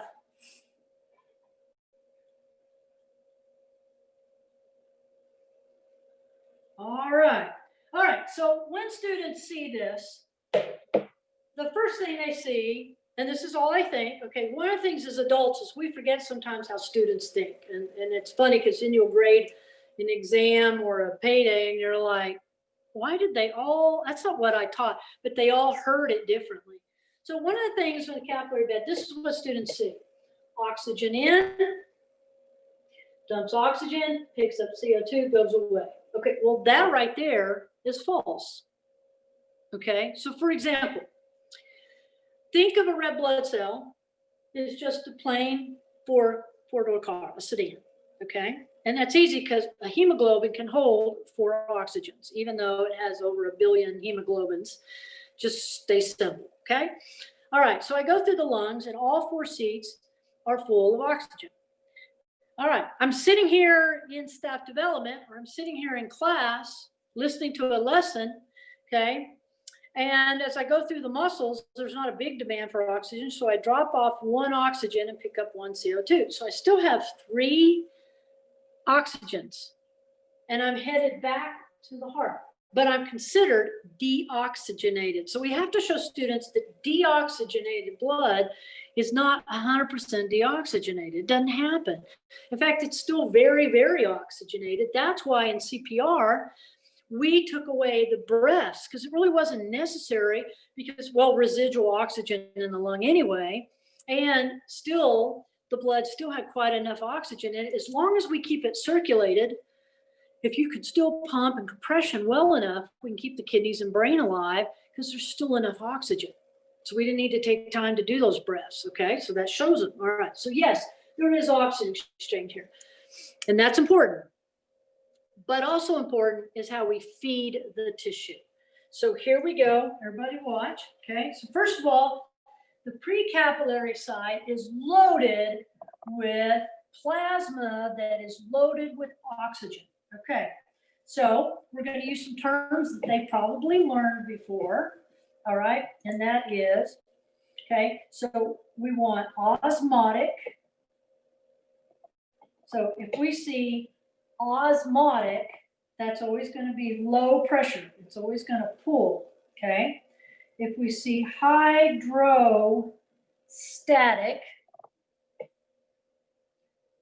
that hydro means it's loaded with water.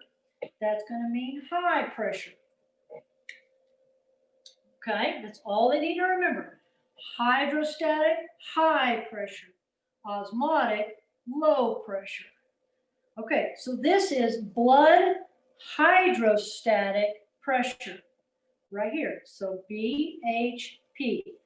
In other words, the plasma is loaded with groceries and hormones and all that good stuff, okay, that we ate yesterday and was processed through the liver is now being delivered in the plasma today. So here it comes. All right. It's Can you loaded. zoom out a little bit? We can't see what you're doing. Oh, yeah, yeah. There you go. Thank you. There you go. There you go.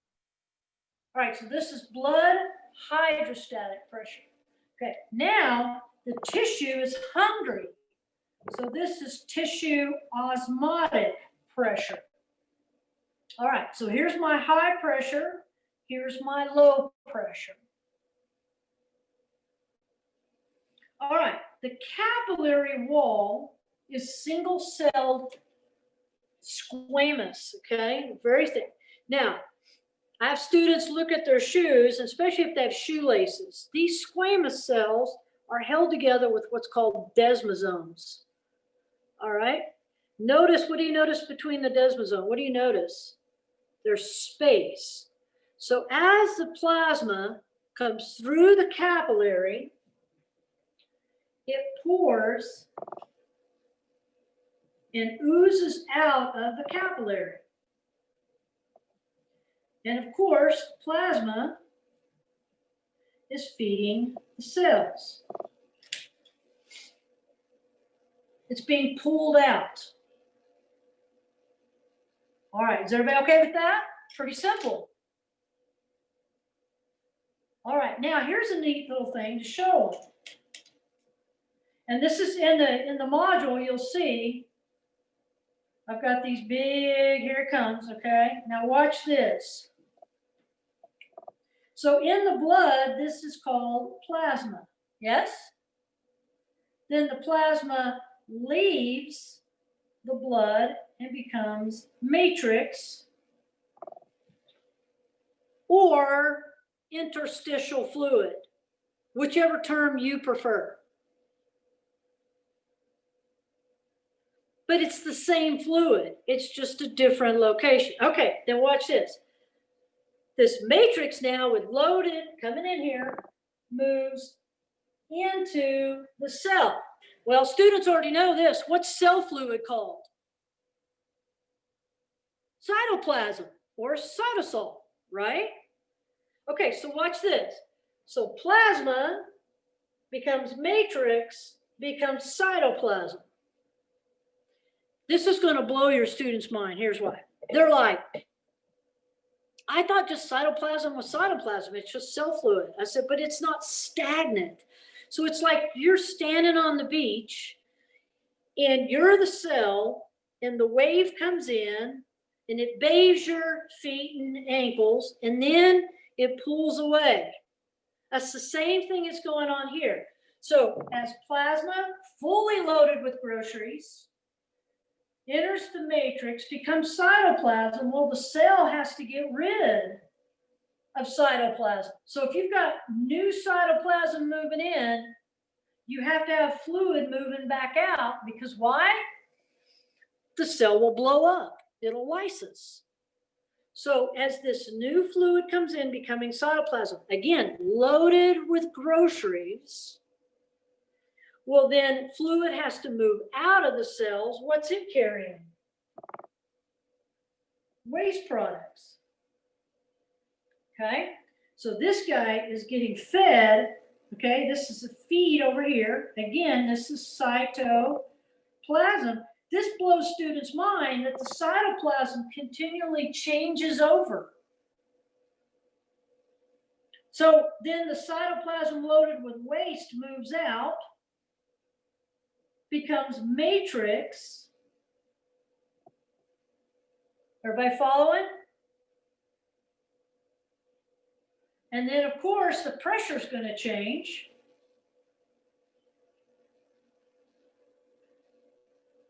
All right, so does everybody see where we're at? Oh, we got 2 minutes. Okay.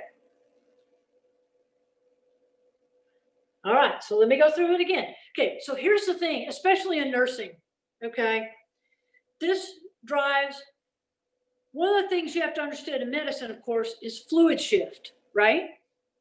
Well, students don't understand what you're talking about, but now they're going to be able to have a grasp because now you're taking the capillary bed, the simple capillary bed, and you're showing them that fluid, the plasma, continually leaks out and feeds the tissue. It bathes the tissue full of groceries and hormones. Okay, is everybody good? It's going to bathe it. All right, now we may run just a little over. Is everybody okay with that? I'll give you your 30 minutes, but is everybody okay with that? I don't see any nods or anything. Okay, you're good. Okay, here we go. Ready? Watch this. So stay right here. Okay, now watch this. Yeah. Okay, now these are McDonald's pancakes. I don't know what in the world they make those things out of, but they are absolutely disgusting. Okay, but they work great for this lab. And they're less than $4. Okay, you see them? All right, and I have students feel them. So I feel their skin. So this is loose areolar connective tissue. It's found under. This is our tissue. Okay, then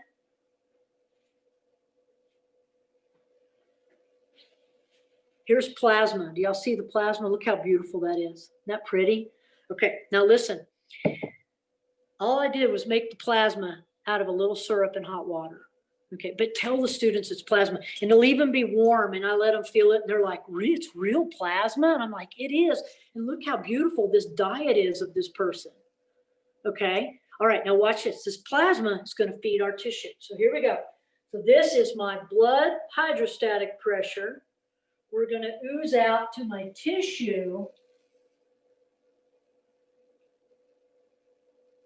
osmotic pressure. And of course, what will the pancakes do, guys?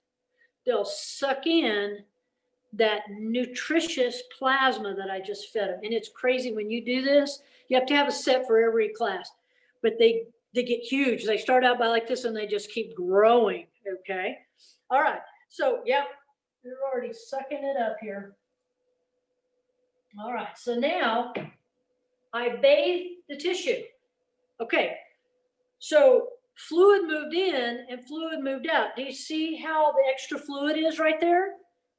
Okay, so now the shift, this right here becomes tissue hydrostatic pressure because the tissue is now saturated.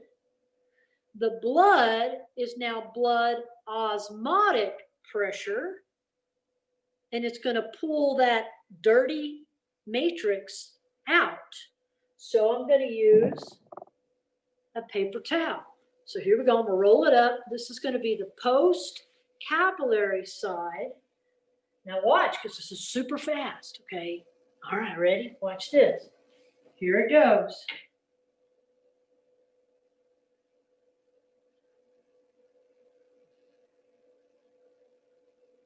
There we go. I'm pulling it.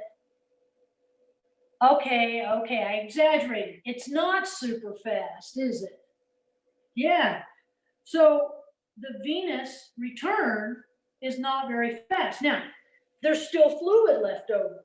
Okay, so let me get another part. So if the venous part doesn't always work, I'm going to get some toilet paper. Here's lymph. Lymph will help me out. Ready? Same thing. Here it goes. And it starts pulling out that dirty matrix. But once again, it's not super fast. All right. So because remember we went to the school zone and we were going 0 to 5. Once we drop off and we start going back, the pressure's still really low.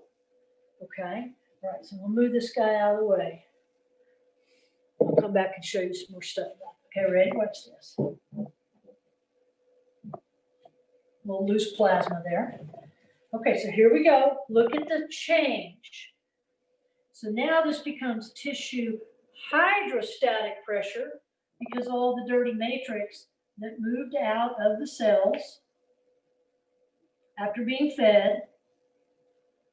And this becomes blood osmotic pressure. And so what happens to the fluid? It moves back in. But remember, and then we have lymph vessels that are stuck in there that also help. And the lymph vessels are only on this side of the capillary bed. Okay, problem, super low pressure. So in order for the venous side of the capillary bed to pull the fluid out of the tissue, we got to, guess what? Guess what we got to do? We got to move. That's right. We need those skeletal muscles to squeeze and help stair step the blood back to the heart, because after lunch, we're going to build venous return. So we need that return, okay?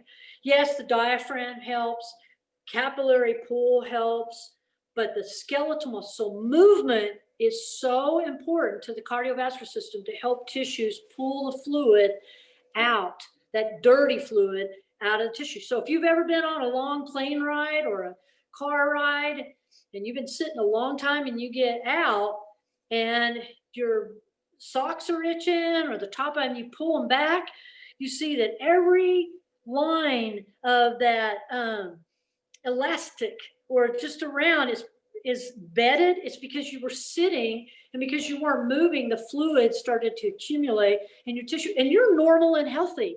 So think what happens when somebody has congestive heart failure or the heart's not pumping as well. That's why they get that buildup of tissue known as pitting edema.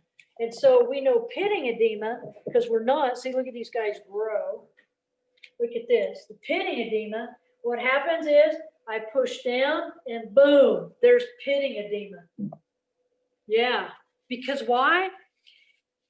the fluid's going out, and as the fluid sits under low pressure, it just keeps oozing into the tissue, and the body's having a hard time removing it. That's why you see pitting edema in the lower legs of congestive heart failure. So see how we kind of tied that in? All right, now I'll show you one more little fun thing you can do. So this beautiful plasma you see, okay, let's look what happens if I drink a little bit of ice cream, okay? Have a little bit of ice cream. Look at that. So I dropped a little bit of creamer in there. That's all I did. A little bit of cream. So if you eat ice cream or a real fatty steak, this is what plasma looks like afterwards. Of course, the liver's job is to pull that out, okay? And a lot of it's in the lacteal that goes to the liver and processes it. And yeah, it'll clean it up, okay? But think about somebody who's on a fast food type of dietary plan, and almost every meal they eat has this much fat in it. So now, even though this is not in our cardiovascular lesson, we end up what's called non-alcoholic fatty liver syndrome. Yeah, but that's what plasma looks like when it's loaded with fat. It's a fun little thing to show them. Helps drive it home a little bit for you. Okay, so here's what we want to do real quick. Everybody get your phones up. And I want you to set it for 25 minutes. And at 25, when your alarm goes off, that means finish up doing whatever you're doing and log back on. I went a little bit over 7 minutes. And so we will start at 10:10. That gives you an extra 3 minutes. And make sure you email me and Shelly, all in one email, a picture of your board, and then we'll get you signed up for your little lottery at the end of the day. Okay, you guys did great this morning, and quickly go micturate, get you some good groceries in you, hydrate, and we'll see you at 12:10.